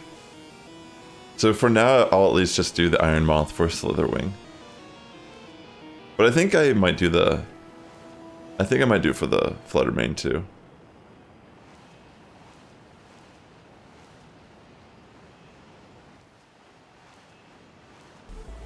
I got, but didn't I catch 2 Palmy today?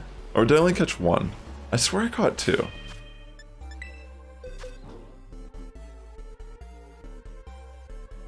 Maybe I did only catch one. Didn't I catch 2 today? Does it say the date on them? Oh wait, yeah, I did catch 2 today.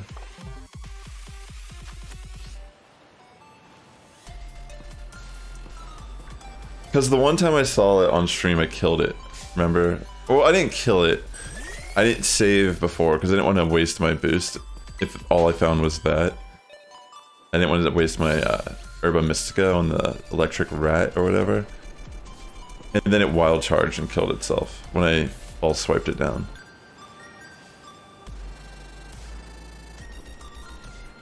Yeah. Yeah, I looked at the date. I definitely caught 2 today. Sorry, it's just like when you sit here for days on end doing this hunt for different patterns, it just starts to become a blur a little bit. Like, I've definitely accrued a lot of shinies. I plan on wonder trading a lot of them away when I'm done doing this hunt. But yeah, this area in general has been very eye-opening to how this game functions. Like, I never really thought about how... Like, this is the most common amount of, like, full odd shinies I've ever found. Like, it's, like, insane how many full odd shinies I've found. Just, like, running back and forth up this mountain.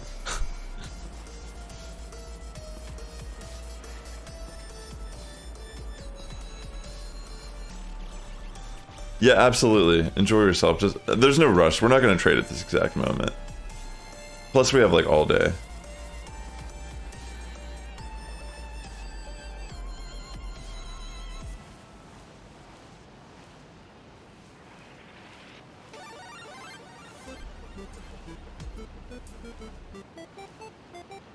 Alright.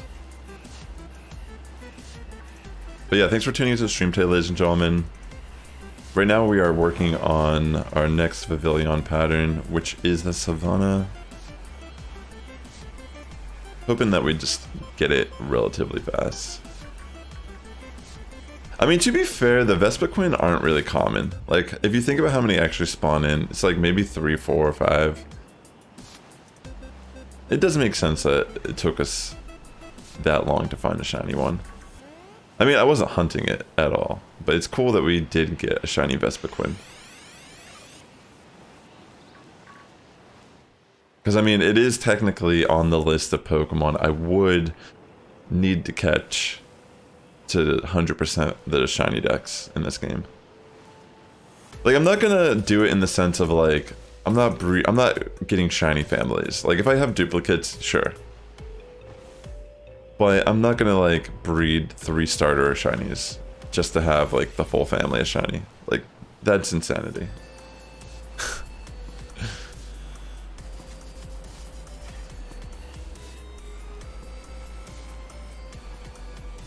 I guess, like, it's a little more nuanced if we consider the... Like, if we caught it in its evolution instead of its base form, does that count? Like, if we never catch a Scatterbug shiny, I guess, like, technically it doesn't matter. I didn't really think about it that much. I guess, like, in the terms of, like, how I actually feel about it, like, I would be okay with it. Like, that's kind of how I see my collection is. One and done, species and evolve it. But obviously in this case we're catching different patterns. And consequently, if I by chance catch a shiny that has low attack IV, I might build it for VGC.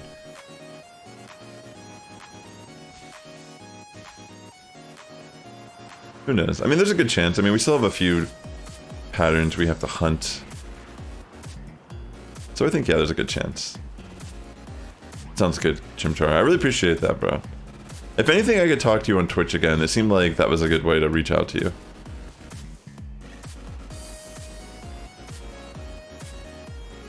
But yes, here we are.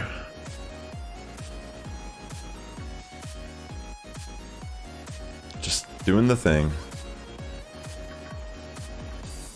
This area in general has been very interesting, like how they spawn in.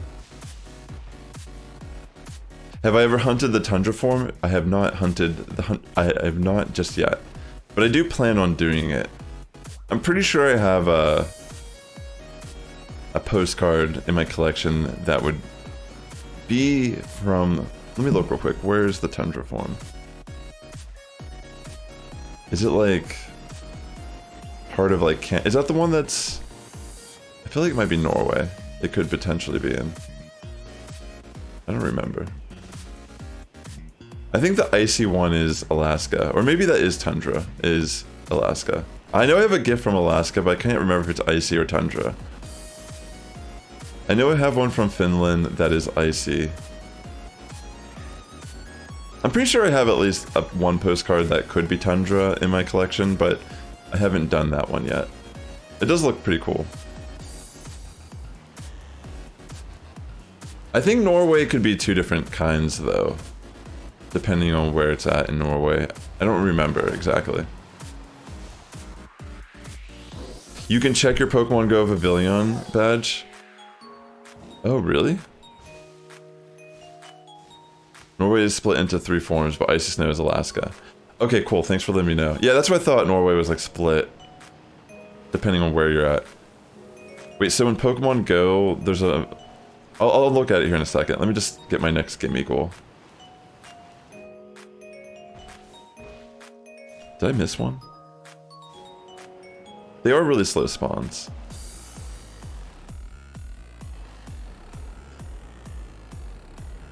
Oddball Otter says that Alaska is icy.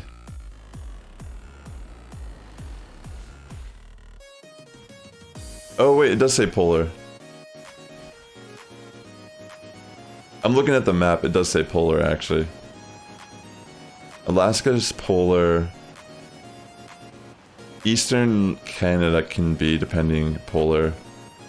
Northern Canada is icy snow.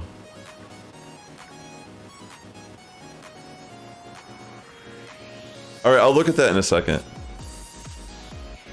Once I get my next gimme goal, I'll like go check out the match. That's what I thought you were talking about, but I never actually looked at it. That's cool to know.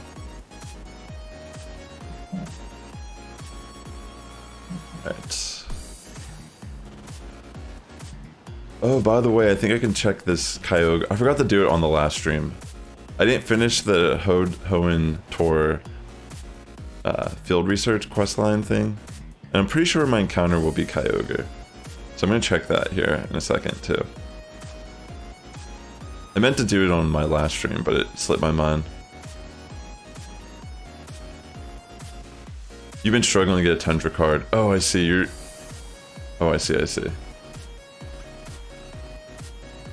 I know that I'm just kind of going through mine myself to see what's up, but we'll see if I think there's a couple that I might struggle to get. Or not like struggle. I'll probably be able to get them, but I'll have to actually go out of my way to get it situated. Right now I'm just kind of like going through my postcards daily and, you know, doing the thing. But I do think, for example, the Sandstorm one I might not have. I'm not entirely sure. But it's okay, regardless, I mean. I'm sure I could like go on Reddit or Twitter and find someone, or Discord. Whether it be like a legitimate player or someone who like is a spoofer or something that could trade me a gift. Who knows? To think like, I don't know, it's like I'm not even worried about it, to be honest. Like, I feel like it'd be so easy to find someone that I'm not even worried about it. I'm more just kind of winging it as I go, like just catching all the ones I know that I have access to currently, and then we'll like sit down and think, what do I gotta do from here? What kind of tweak do I gotta make?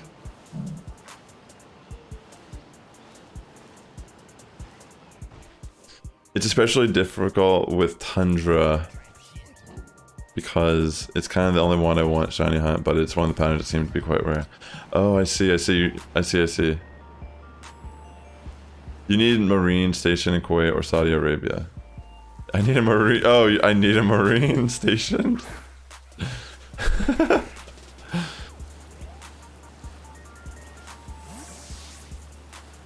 I mean, I'm sure like there's someone who's like a Pokemon fan that's out there doing the same thing, you know, they're looking for, like they probably are just hooking people up with friend codes and like gifts.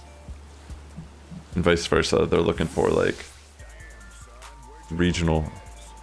It's interesting because the eastern side of the United States is like the regional exclusive of the US, the modern one. The one that I have access to, just based on my local gifts, is the High Plains.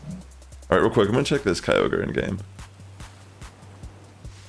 I think it's Kyogre. I could be wrong, but I don't know, I'm just assuming it's supposed to be. Are you serious? I had no idea. I never like looked on. It's a freaking Spinda. Wow. If it was shiny, that would be sick. But yeah. Okay, never mind. I was duped. I just thought it would be, I don't know. I just assumed it would be something good. But it's a Spinda. Okay. Yeah, that was a very strange looking Kyogre. The Pokemon Go region of Kyogre.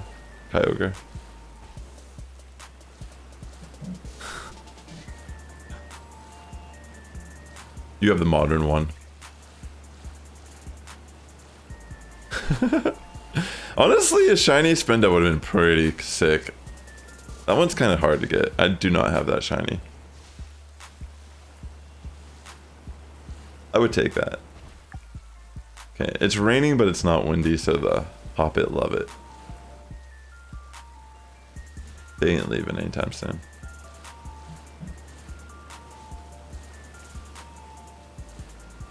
Alright, so we kind of just...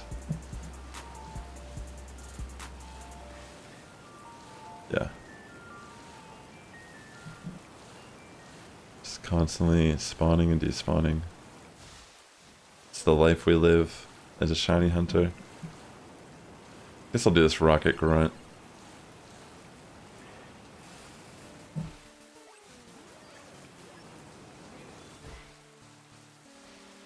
Oops. Might as well.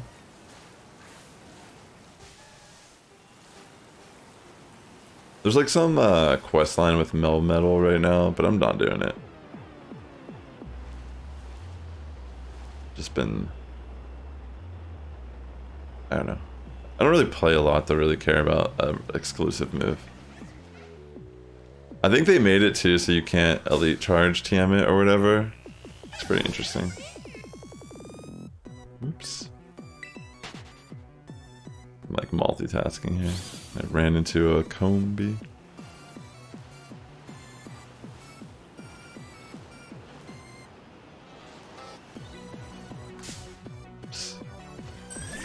Got my shades on, you know, it's all good.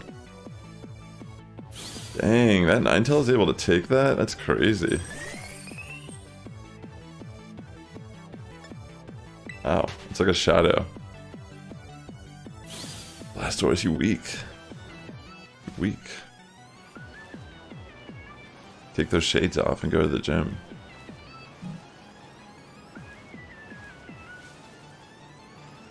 I guess I could have Mega'd it. Wasn't really necessary. Right. The frame rate is so inconsistent. Like frame rate... I just said... The frame rate is pretty bad. Wow, I feel like today is just... My brain is melted. All day, my brain. My stream started off, the mic... Well, I mean, granted, that wasn't, like, on me. I updated OBS and it changed the source of my mic, so when I went live, you know, I didn't test it prior. You couldn't... I was, like, muted for, like, 2 minutes.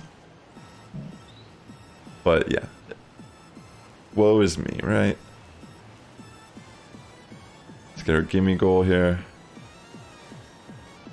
I can't even talk either. I don't know what it is. Just in awe of these like shiny bug Pokemon. I just want the full collection of luxury balls as shinies. That's pretty much our goal. Like, obviously I can't hunt. I'm not gonna hunt every Vivillon all day long, every day, because I can't. I can only do like as many as I can get postcards a day. And there is a limit on 1 per game file for Pokemon Go. So right now we are on the one that I sent in from this current game, which is my, you know, profile. There is a chance I could hunt another pattern after the fact because I could connect my girlfriend's account. I don't know if I will though, we'll see. I mean, we found so many shinies in this area today, so it's not like we're just, you know, relatively good odds for shinies throughout our hunt today. But I would love to like one and done this shiny too and just kind of move on. That'd be sick. If we get it in this first half hour, I'd be very grateful. And I would still look back at that one hunt that took me 4.5 hours and question what was going on then. Like, legitimately, I have not had an experience like that since. I don't want to jinx myself, though, because that's the last thing I really want to happen. Okay. How much time do I got left on this? 12 minutes, alright, cool. 12 mins. Let's make it worth it.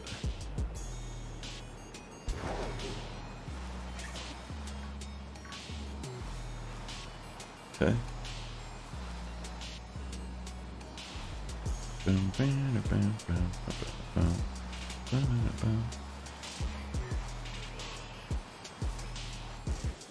Okay.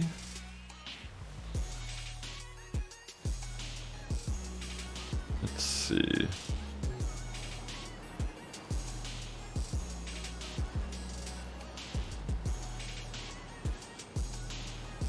Yeah, for the most part, if we get lucky, like I haven't really tried that. Like, I'm just gonna try sending another pattern if I have time left and I find the shiny.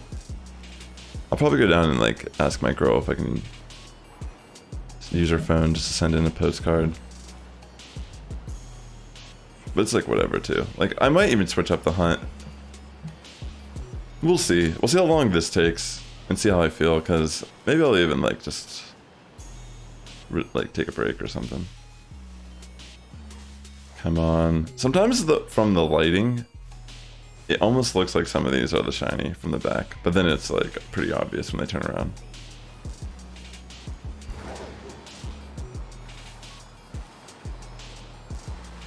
Oh yeah, let me open up my postcard thing. Or the medallions. Is that the bottom?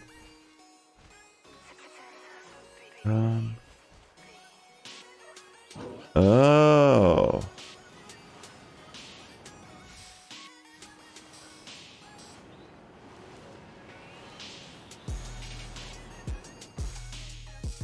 Oh, I do have... Oh wow, I have this too. I didn't even know if I had from this region. Wait, so does that mean I have... Wait, what do I not have one of? Monsoon I didn't have. Wait, it said I have no ocean, but how did I have ocean? Oh wait, I sent it from...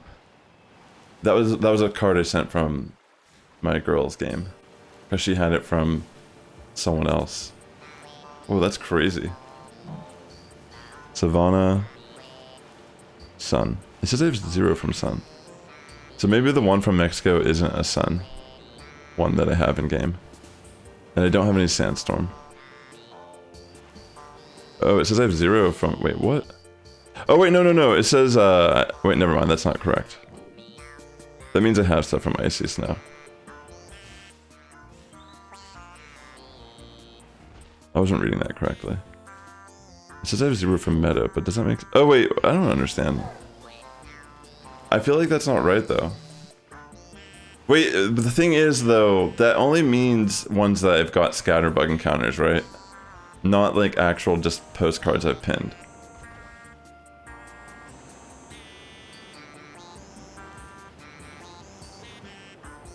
Isn't that what that means? Is that it's just the scatter bugs that you've caught?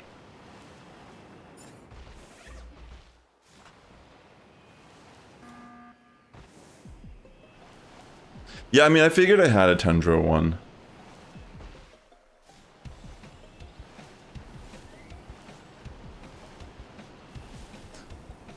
Where's Tundra at? Oh, it might be like northern Japan. Wait, where else is Tundra? Oh wow, it is kind of rare, isn't it? It could be Norway though, right? I know I have some gifts from Norway that I saw or whatever, or postcards.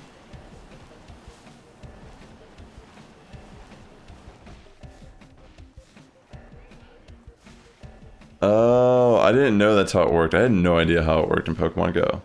So you have to pin 3 of a certain region and then you get your encounter. It's not randomized. It's like pretty much like guaranteed as long as you do it, is what you're saying. Okay, I see. It could be Netherlands or Denmark. I do have gifts from Denmark and Netherlands too.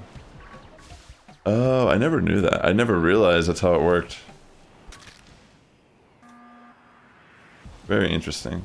Yeah, I like literally have not looked into it because I wasn't really collecting the forms in Pokemon Go. They can't be shiny, right, in Pokemon Go? Or can the Scatterbug be shiny? I mean, if the Scatterbug could be shiny, like, that'd be a pretty sick hunt, but I just figured they aren't shiny.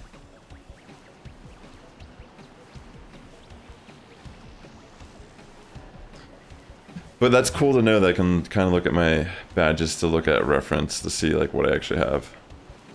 That's super cool. Thanks for sharing that tip with me. Very valuable information. How much time do I got left on this? 7 minutes. Wait. Yes! We found it! There it is. Alright, let's get it. Yo, this is sick! Alright, awesome. We found it already. Nice. Yeah, I'm having pretty good luck today, I think. Alright, I'm gonna ask my girl if I can use her phone real quick and send in a postcard. Because I have a little bit of time left on this sandwich. Alright, let me just try to catch it. Obviously it's gonna break out here.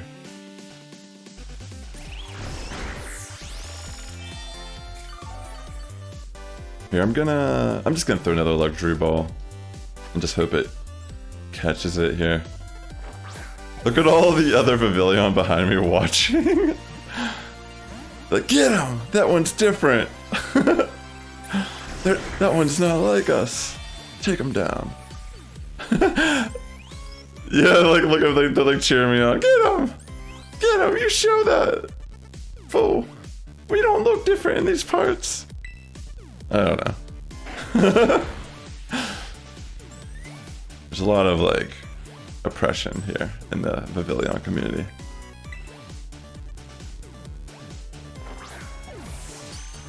Alright, there we go. Very nice. Alright, so I'm gonna try to save some of my boost here and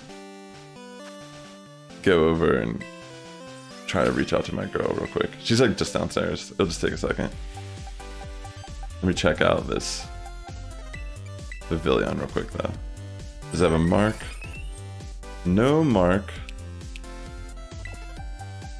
Oops. Alright, so we have 8 shiny Vivillon so far. We'll do a recap after our boost is over. Let me save real quick. Let me go to home so it preserves my boost, what I have left of it. So yeah, real quick chat. Be right back. I'm gonna go explain to her the situation real quick, and then I'm gonna get a new pattern in. Wait, hold on real quick. I just need to make sure what time something closes today.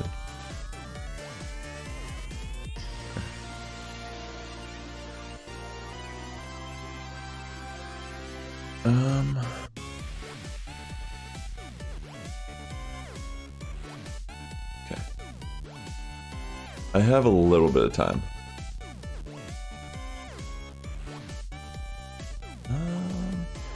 Actually... yeah, I have a little bit of time. Yeah. I have like, maybe like half hour, an hour, but then I gotta actually get something done.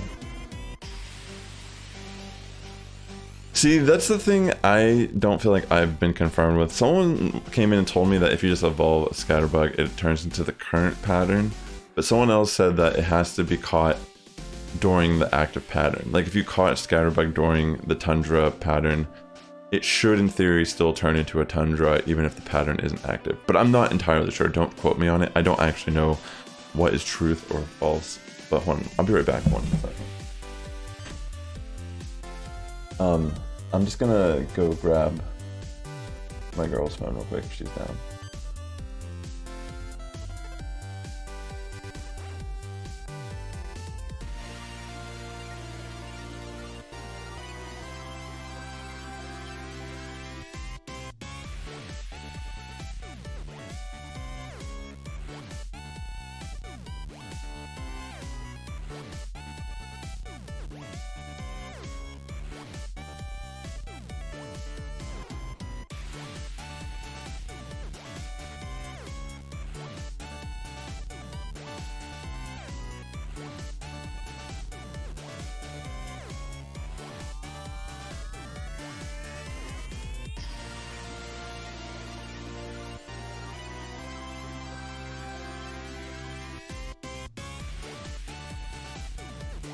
Alright.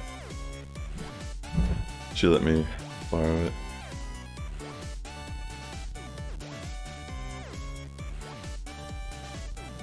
Alright.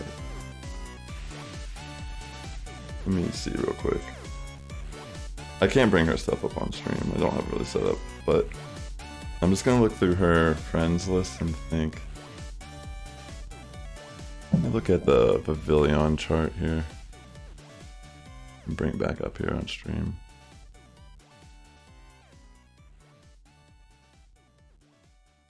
I could try the garden one. I know she has gifts from Kaigam.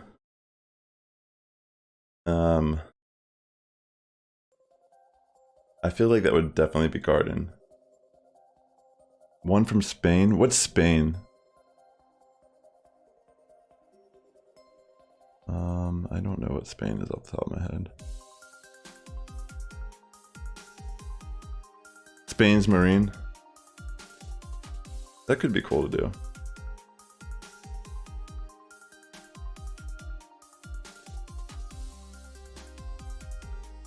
Let me see what else she has.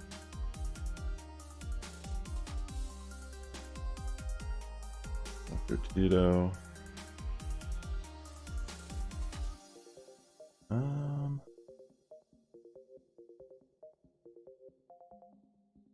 Ireland? What's Ireland? Argentina? What's Argentina? Just like...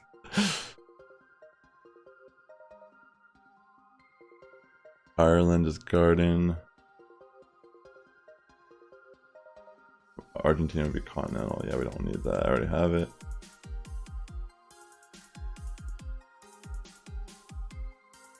Kind of like looking through random people. Panama?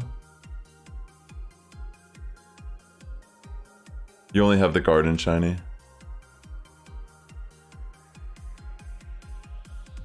Let's see.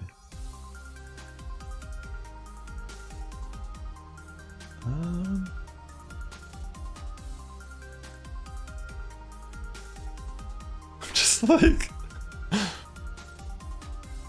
What would Panama be?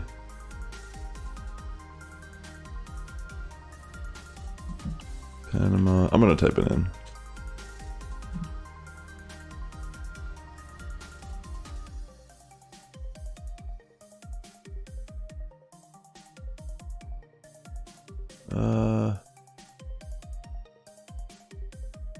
Just looking. There's like a more extensive Reddit post that kind of like shows what some of them are. Okay, Panama is jungle. I didn't do jungle yet, right? I'm pretty sure I didn't do jungle. And I do need jungle. I'm gonna try and see if this is right.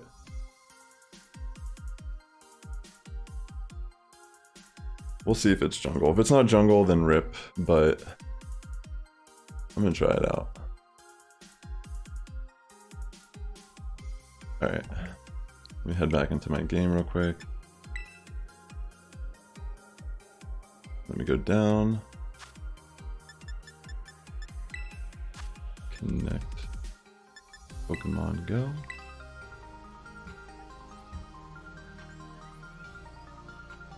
There we go.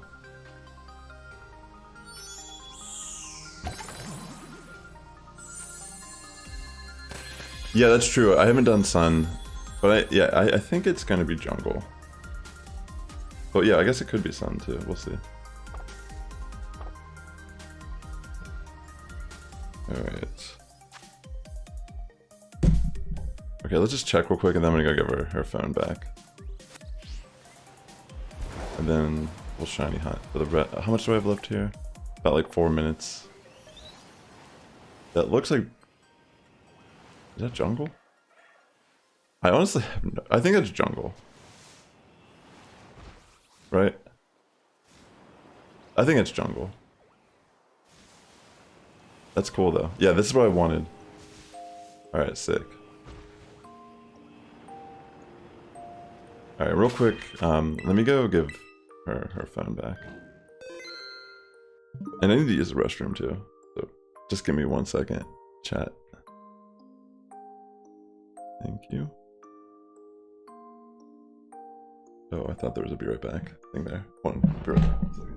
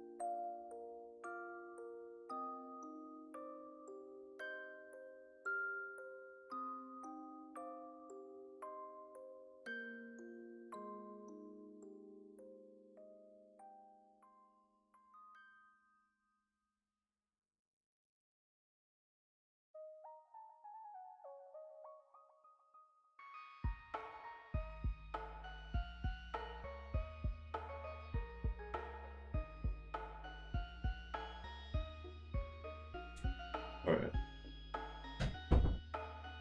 Sorry for the delay. Alright, so should be good to go now.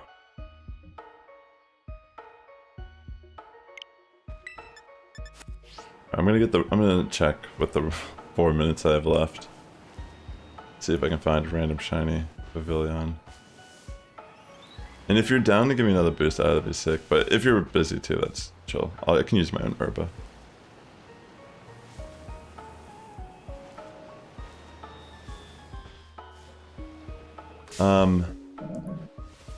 To be honest though, I really only do have enough time for one more sandwich boost before I gotta head off today.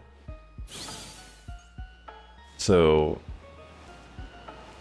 yo, what is up, Surfisbon? Yeah, you can give me... That'd be perfect once I'm done. Yeah, I've actually acquired most of... Like, a decent amount of the forms so far. I think you have like 6 or 8 of them we've gotten. 8 of them so far, yeah. We just started the jungle one.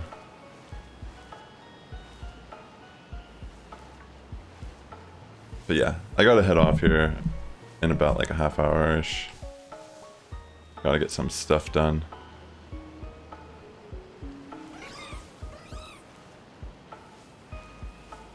But yeah, hopefully we can get it within that amount of time. Yeah, I've been dedicated to getting them, I guess. Most of them I've gotten within an hour. It was just that one day. The one took 4 hours and a half. Like, that was insane. Like, I can't believe that's how unlucky I was.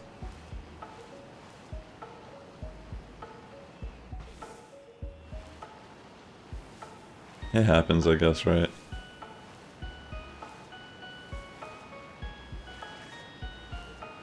Le boost. Alright, I think I have like a minute and 40 seconds left. Then I'm down. But yeah, thanks for tuning into the stream today. I hope everyone's having a great weekend.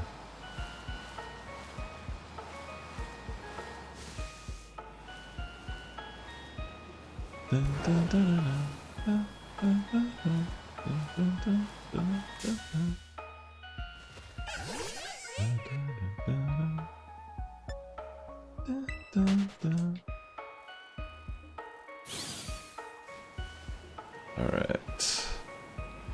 Would you be interested in a stream where we just chill at a Pokestop and lure it up the golden lair?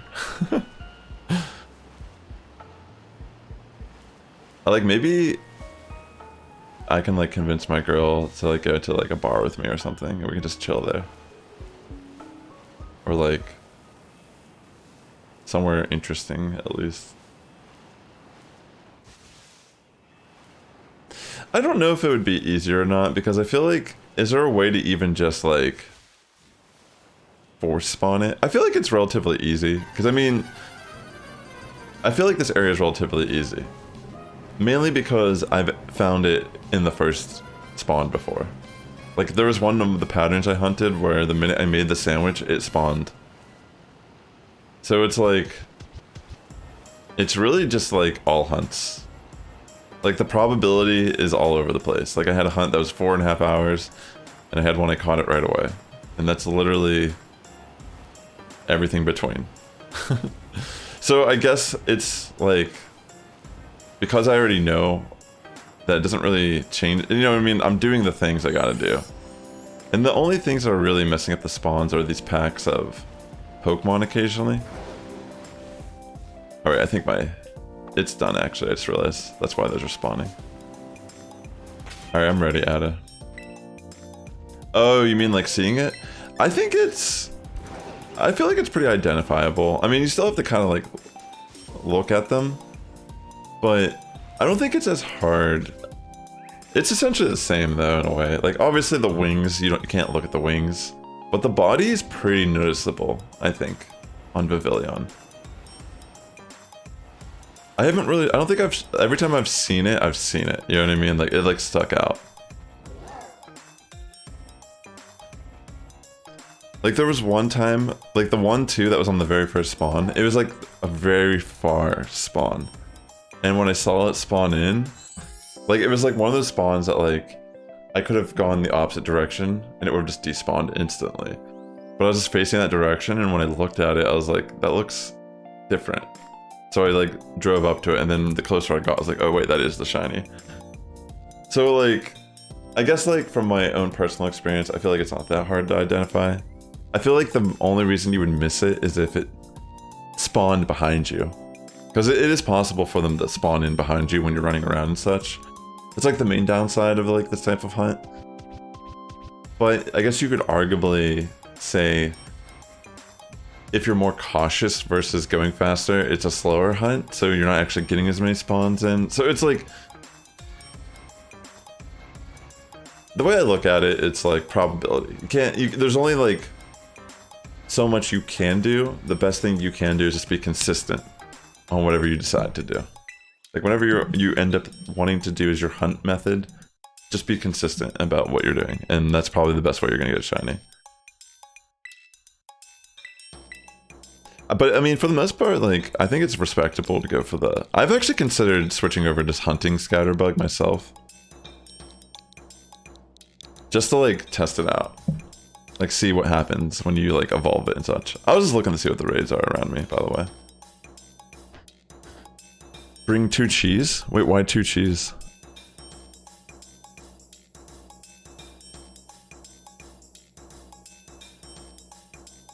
Okay, I'll bring 2 cheese. I'll just trust what you're saying. 2 cheese and salt, you got it.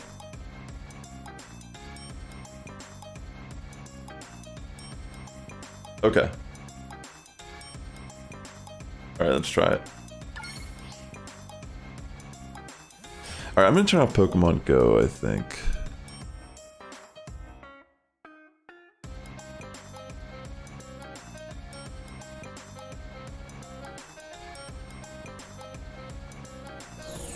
Yeah, let me switch over.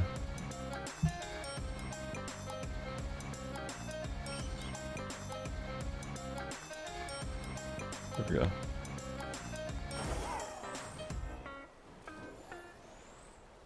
Whoa.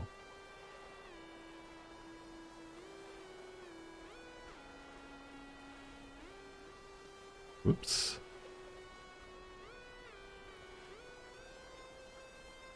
Your children need to know there's a devil, and he hates them, and he wants to ruin their life.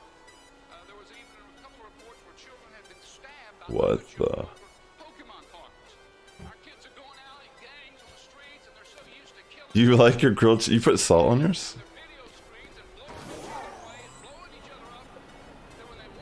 And not grilled? I mean, I assume this is sarcasm. I realize what a fool I've been. Look at all this scatterbug. I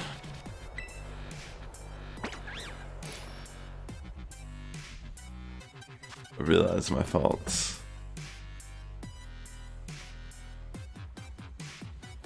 Alright, 2 cheese you said. And salt. We'll try it out. Oops. Okay. Yeah, I should have known better. What was I thinking? Foolish me.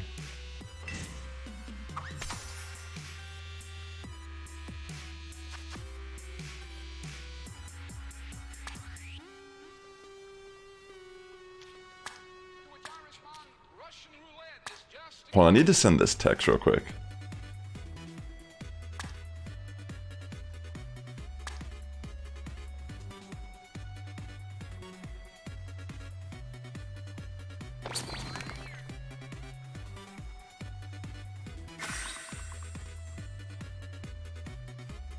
One second.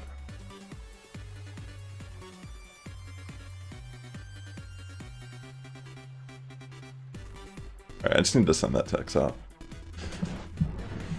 But yeah, thanks for tuning in today. Hope everyone's doing well. Yeah, you got all the scatterbugs right now. We're continuing on the Vivillon shiny hunt with our jungle pattern. There's a place you can buy them. I have them too, or I had some at least. I don't know, I forget what store it's in. Oh, the picnic places. Yeah. Of course. Of course, the picnic place. Thanks again, Ada. Really appreciate these boosts.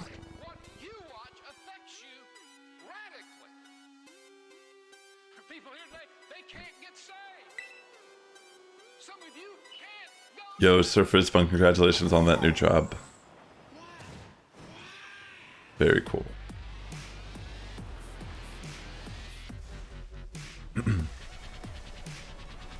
Yo. Yeah, I haven't tried to breed or work on a competitive Vivillon myself yet, so I don't have anything. I do have a 0 attack IV Ditto that Sir Fizzbun actually let me have. So I could breed one and make a 0 attack IV Scatterbug relatively easy. But yeah, I haven't like caught any. I was hoping I would randomly catch a shiny that had no attack IVs. That would be so clutch. But obviously, you know, that's rare. But I feel like it's not like impossible. That's the thing. And with how many shinies I'm catching, by catching all the different patterns, there is a chance like one of them. I mean, to be fair, with like level 50 Pokemon, there probably is like a range. Like you could probably get away with like 1 or 2 or 3 attack IVs, and it would still be equivalent to having 0 attack IVs. Just like how stats round up and such for level 50 Pokemon. So that's kind of like what I'll like look at as a deep dive. Like I'll try to put my IVs, or excuse me, I'll put like all the stats in a calculator and try to figure out what the exact IVs are of some of these Pokemon. But yeah. I mean, Vivillon is one of those Pokemon that I think, like I was talking about this a little bit earlier. It definitely had some usage. It top cut on a team with, and I think they were using Friend Guard as their ability. They weren't using Compound Eyes for like accuracy spam or whatever. Doesn't Vivillon get Sleep Powder? Wait, maybe it doesn't get Sleep Powder. I don't remember actually. I feel like it does. I feel like all these like flying bug type get like Quiver Dance and Sleep Powder. But maybe that's why Butterfree's better. Like I can't remember. Maybe it doesn't get Sleep Powder. It does get Rage Powder, which is like interesting. Friend Guard's just kind of a good ability. It's one of the reasons why I've been running a Jigglypuff on a VGC team over Screamtail. Is that I just like Friend Guard. And I kind of like Jigglypuff's typing more. Normal Fairy.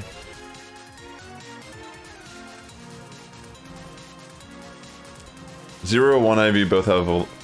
Okay, I see. That's what I figured, yeah, it gets Sleep Powder, Compound Eyes. But I think a lot of people... Like, I guess if you're running it in single battles, you'd absolutely run it with Compound Eyes. And just go for, like, Quiver Dance, Sleep Powder, maybe, like, Substitute. But in, like, VGC, you run Tailwind, Rage Powder. Friend Guard just seems like a better ability. Just because it's a little more, like, passive and supportive of the team. But I will say that, like, obviously going for, like, a Sleep Powder is super solid in VGC. Like, a high accuracy. I don't know if it's 100% accurate with Compound Eyes, but it's pretty close to it.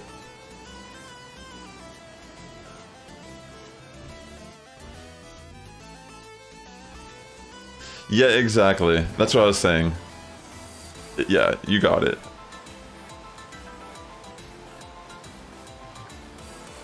Yeah, it has a good base speed. That's what makes it good. Because you can just focus sash and you'll guarantee to live a hit. And a lot of times they can't really double into your slot. Because you are fast, but you can also run Protect to kind of like play that to your advantage. If they want to like remove your Vivillon, you just kind of Protect. And they can't really commit to double moving into a slot knowing that you have Protect. Like, that's the beauty of a move like Protect in VGC, is that it does allow you to kind of, like a lot of times people, like, I think Protect is, like, one of the best moves in VGC. Like, I generally try to run it on a Pokemon if I can, because it's just, like, between, like, stalling out Tailwind and Trick Room turns, it's just creates, like, the, like, if you don't have Protect, then expect that Pokemon to be doubled into almost every time you bring it on the field.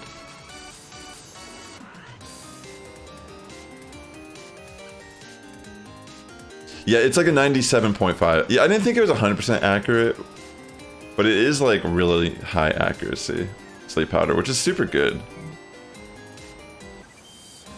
There was like a tech that I was using a bit of because I saw it like top cut a tournament recently. It's Gravity Sandy Shocks with Hypnosis Esparthra, and that is actually pretty. I mean, it doesn't have like every scenario that you can kind of set up in, but that was actually like pretty insane. Like being able to hit those hypnosises is amazing. You evolved one of the babies, looks like evolved into the fancy one. Did you get the eggs during the postcard? Or were they before? Wait, that's interesting to find out.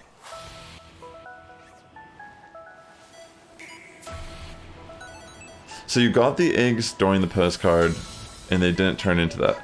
Maybe you have to actually breed one of that pattern. Like, was the parent a fancy pattern?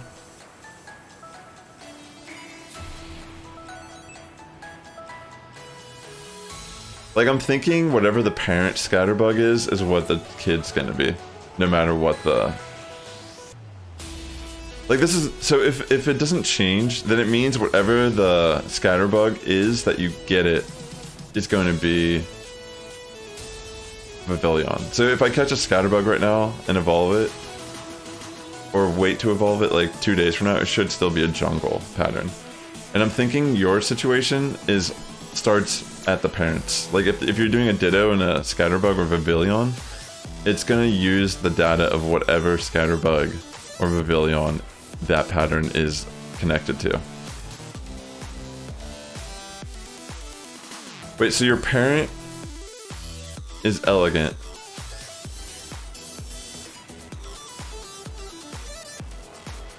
Wait, I'm so confused right now. You're breeding with an elegant parent with a Ditto?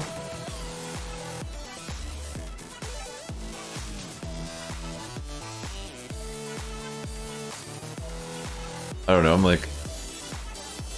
Because, like, based on what you're saying, I'm like... It seems like there's no way to breed the pattern form. Do you have to use, like, an Everstone? Like, I have no idea, honestly. Maybe someone already has figured this out. Like, I'm confused because it's like... Based on what you're saying, you use an elegant Vivillon with a Ditto.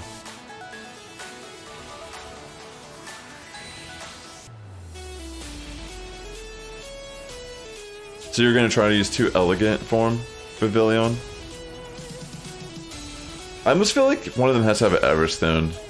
Like similar to how like the region forms are.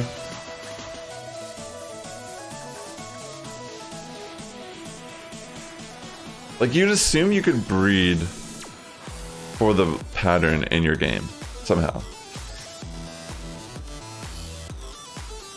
Like, I haven't done this myself, but I'm just trying to wrap my mind around what is happening on your end. Like, what the current, like, what's the word? Variables, yes. Like what variables you're working with, like, because there's only like a few different things you could test to kind of figure out how it like works. I would just try using an Everstone, like honestly, just use a Ditto. I don't think you need 2 Vivillon. I think you just need to use Ditto and pattern, and I would say give it Everstone and try that. Because if it doesn't work with the Everstone, I don't think there's any way you could breed pattern for him. Like, I think that would make the most sense to me.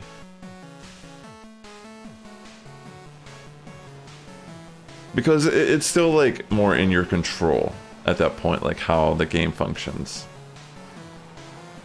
But yeah, I don't really know, to be honest. Like, I'm just, like, assuming a lot here.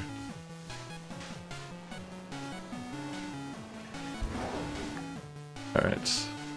Yeah, this is the... I'm only going to be able to do this 20 minutes. Hopefully we can get the shiny in that time period, but I gotta head out after this.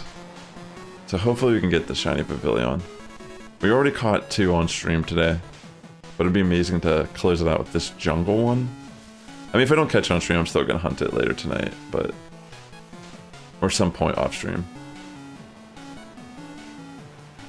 But yeah, we'll be back on Monday at 1 p.m. Pacific time at our normal stream time.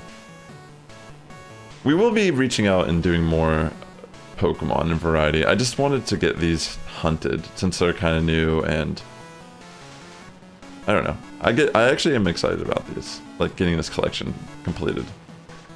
And I think that's important. Like if I'm excited about it, I mean I gotta embrace it, right? But in a way, I kind of want to dedicate a little bit of time understanding how these forms interact in your game, because I've been getting so much conflicted information that it's like, some people say one thing, some people say another, and I kind of just don't know what to believe at this point, without actually like trying it myself. But yeah, a lot of like information that I've learned about how to efficiently figure out patterns a little bit better.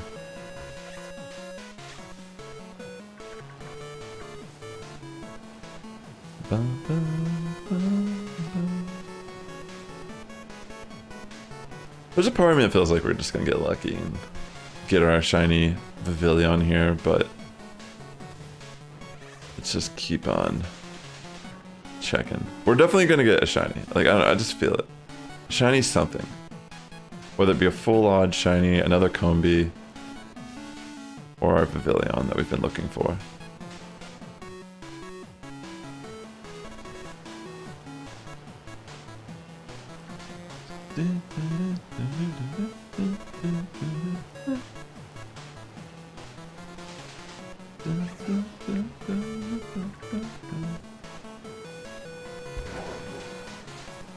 Alright. This is probably like the best spot for the spawns, is like this little area. If you don't get like unlucky and get a couple packs that spawn in, this area tends to spawn in, if you just chill for a little bit and like move around, a lot of different Vivillon.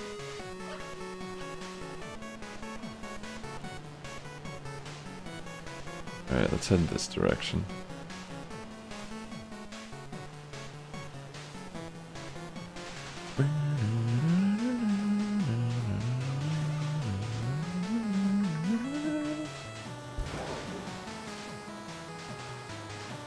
Yeah, decent IVs is probably like the lowest I have currently in my collection. But yeah, I don't think that's like... I guess we're gonna have to get lucky, and it was just like 1 or 2 IVs, I think. It is possible. I mean, I would definitely run a shiny Vivillon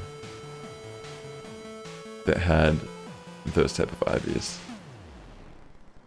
Especially not really knowing if we can breed for it effectively. So it might even be rare to get like a good IV pattern form. I don't know though, like if Ada decides to try out the Everstone trick, then she could probably confirm or not what's up. But I'll eventually try it myself to figure it out. Because I am curious.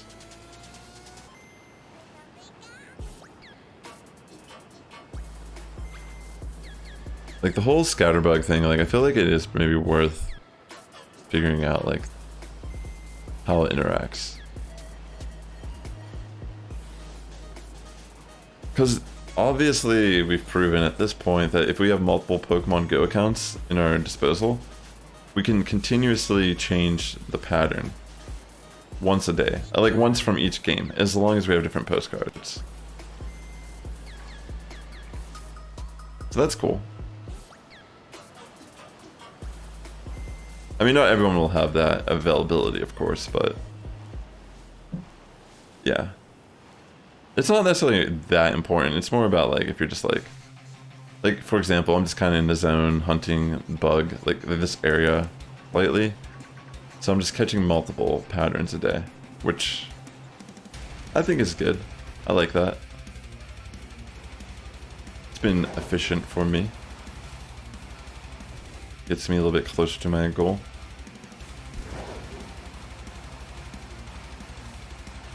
Okay.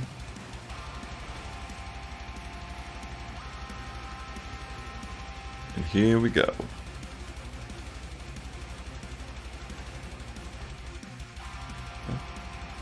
Nothing just yet.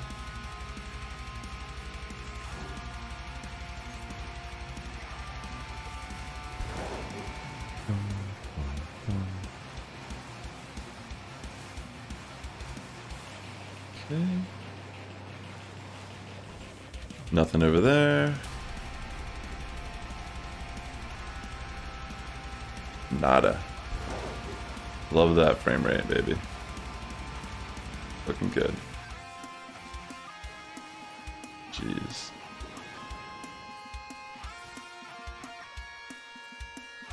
I want to try to pay attention to some of the other shinies, because for how many full odds Hoppet and Palmy we found, just makes me think we're bound to find something else. Oh my gosh. It's a female Combi. That's my first female Combi of this game. This is actually a really nice find. Yo, what's up? Now we got like the whole family.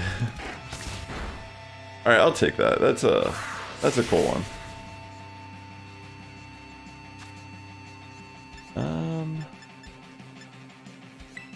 I'll catch it in a nest ball because it's a bug. Very nice. Alright, I'll take it. Female. Let's see if it got a mark. It's crazy how that happens sometimes. Yo, what's up, Clementine lady, by the way? Alright, finally we got a female Combi. No mark.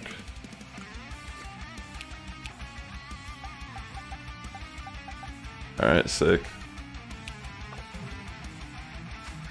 We caught out Vespicoin and a female Combi today. This has actually been a pretty good shiny hunt. I mean, we've gotten a Palmy also. We got 2 Vivillon. Pretty solid hunt.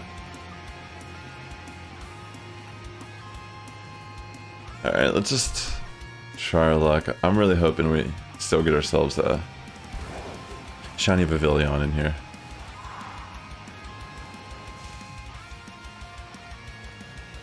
I should pay attention to the water too, because I bet you there's times where like I don't know, Kilowattrel is one of those Pokemon that I just don't even try to look at it, because I just feel like I'm never gonna tell if it's shiny or not.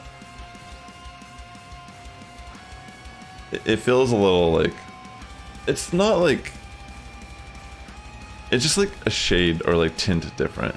It's very subtle. I don't really like... I mean, I want to get it. It's just... I don't know. Until I actually just focus purely on that hunt, I've just been kind of ignoring it. I do sometimes try to check it, but I'm always wrong. Every time I think I see a shiny of it, I'm wrong. So I just you know. Can only be wrong so many times before you give up.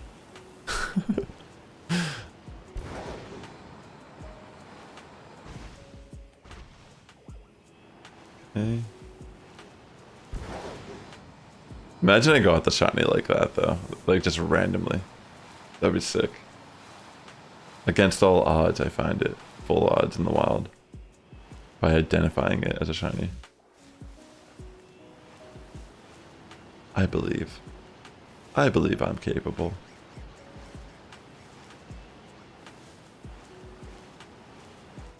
Right.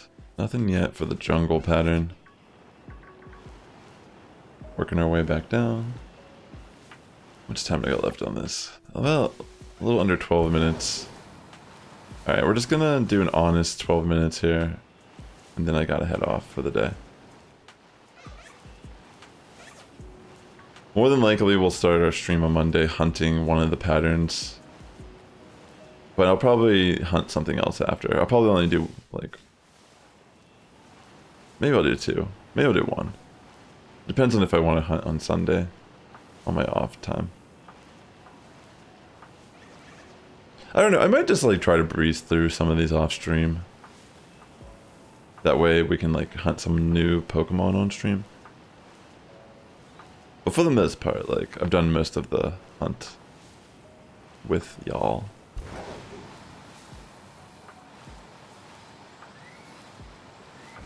Much love, yes. Oh yeah, how do you like the... If you're in the Twitch channel and you're sub, we do have some new emotes I made recently. I'm thinking of like redesigning some stuff on the channel in general. I just haven't really gotten to it. Wait, is that? Gosh, I almost thought that was a shiny for a second. Just the lighting. Yeah, absolutely. I need to run to the post office and such after my stream, do a few errands. But maybe later today or tomorrow for sure, we can do some scrim so I can get an idea like if the team I'm working with is even like plausible. Or if I should just be like, because I really need to like hone in on the team I'm gonna run in Charlotte. Otherwise it's not like gonna be worth the trip, you know? Like I've been like in this situation where I'm like not really as excited about VGC as I was for Series 1. I will admit.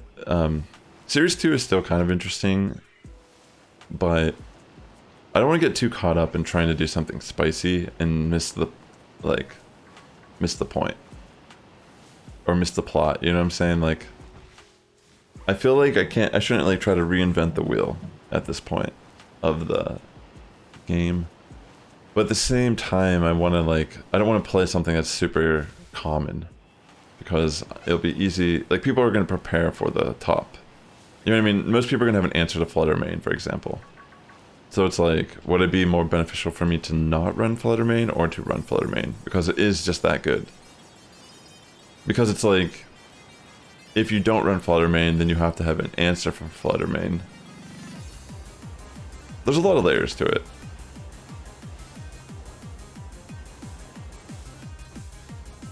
But I think it's still more interesting than what it's going to be next month with the Ruin Pokemon being allowed. It's going to be like, wow. I don't know, like it might still be, I think there still might be potential for creativity. But I don't know, I just feel like the tournaments are going to start to look very centralized.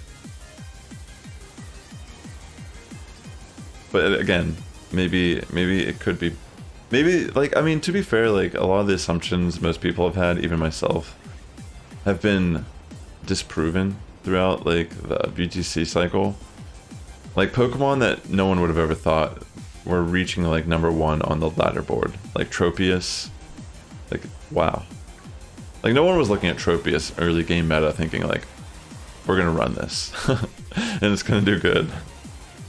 I mean, people didn't run it in tournament, but like that's what I'm trying to say is like tournament and ladder is still like different. And I think tournament Ruin Pokemon might be lame, but ladder might be interesting still because you can still kind of like cheese it out, run some crazy spicy stuff that people maybe won't expect. And it's more about the builds that are spicy, not the actual Pokemon entirely. Usually in a tournament, you can kind of assume most things are going to be built for consistency. They're not going to be trying to run like a super gimmicky core that only works if you just get caught off guard or whatever. Yo, thanks for that follow. Thanks for the follow, Ender.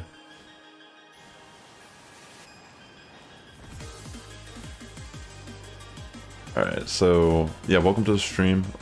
Currently I'm just like checking these Vivillon. We're finishing up our stream here. We have about like 7 minutes left before I gotta head off for the day. But I'm just doing some final checks on Vivillon. We've had some pretty good luck, but I've only put this will only be a half hour put into the jungle form. I have some errands I gotta run. But typically I'm live around this time every Saturday. And a lot of times I do stream a lot longer than this. It's just like I said, I have some things I gotta get done today, and it's like what, like 1 PM or so ish here almost. Yeah, it's like 1 PM. Some of the stuff I gotta do, the place is closed in like a couple hours. So, gotta take care of it.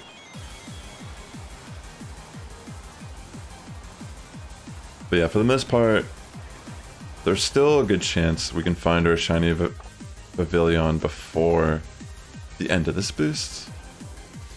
You never know. I mean, I would love to find it here and just move on, but we'll see. Just keep an eye out.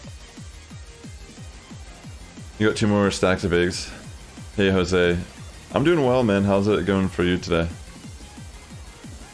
We've had a pretty decent shiny hunt today. I got a female Combi, a Vespiquen, 2 Palmy that were full odds. And I found 2 Vivillon. I got the ocean one, and we did... What was it? Why can't I remember? We did ocean, and we're currently doing jungle. Why can't I remember what the other one was?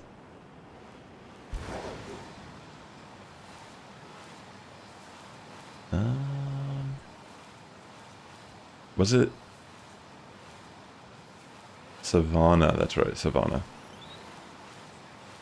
Yeah, so we caught Ocean and Savannah Shinies Vivillon today on stream.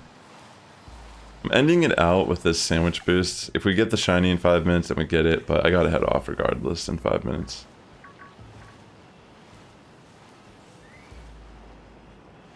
So yeah, we're hoping to get a 3rd Vivillon, essentially. Be amazing if we did, but again, it's all good. I feel like we've had pretty good luck.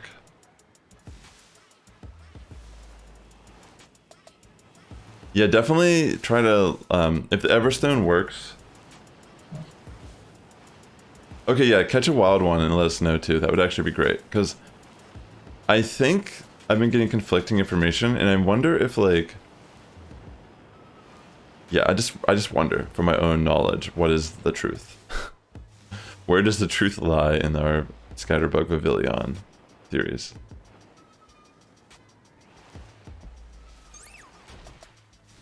I don't see it in this group.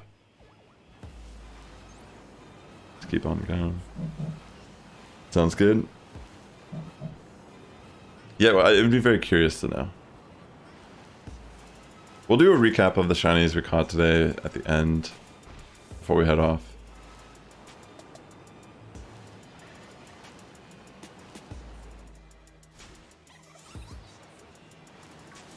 Okay. Yeah, the frame rate just kind of goes batooey here. You probably just have to, like, find someone that knows that their local stops are Tundra and just, like, friend them. Like, maybe on Reddit or Discord or Twitter or something would probably be your best method. Because I get what you're saying, it's like... The only way you could probably hunt the shiny in game, it seems, is to get the card. But it's like, if you could somehow get, like, a way to breed it, or catch it in wild and blah blah blah, that would be cool, but who knows.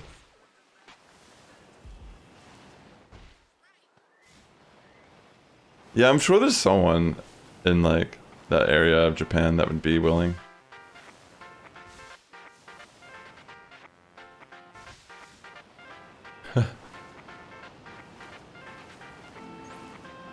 You didn't want to be a parent. That's pretty dark, Ada. You gotta take responsibility for these Vivillon.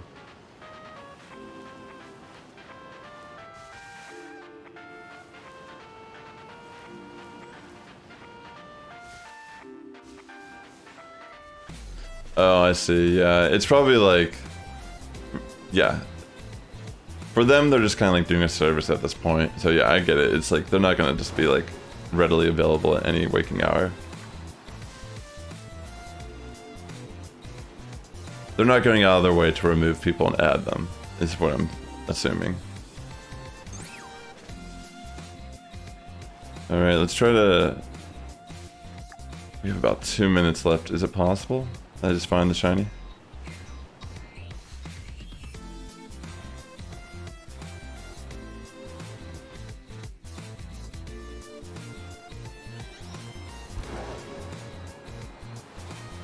Yo, what's up, Peruvian Phantom? There's a Reddit called Vivillon Collectors, where you can find people from specific areas, but you don't know how active it is now. That's super cool.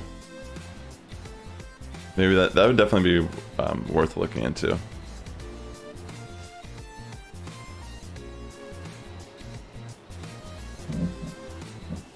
Alright, cool. Let us know what it evolves into, Ada.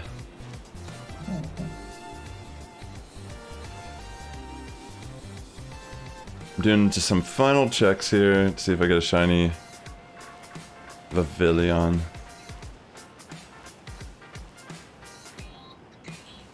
Doesn't look like I see one.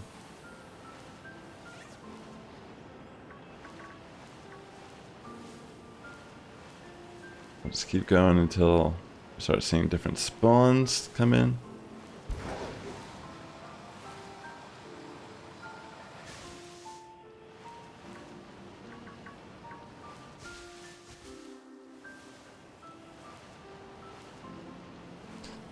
Yeah, I'm sure there's still people who use it. Like, that's what I would assume. Especially now that this feature just came out.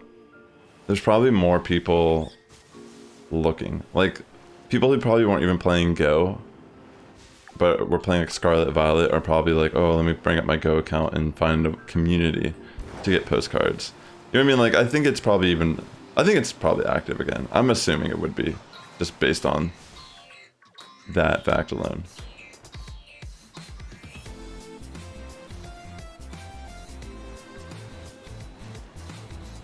Alright, I think that's all of them. I don't know if I can make it down here in time.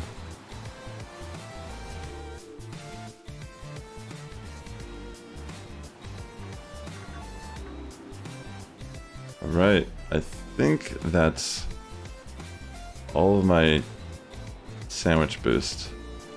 Yeah, we got Floette spawning in, so that shouldn't mean it's over.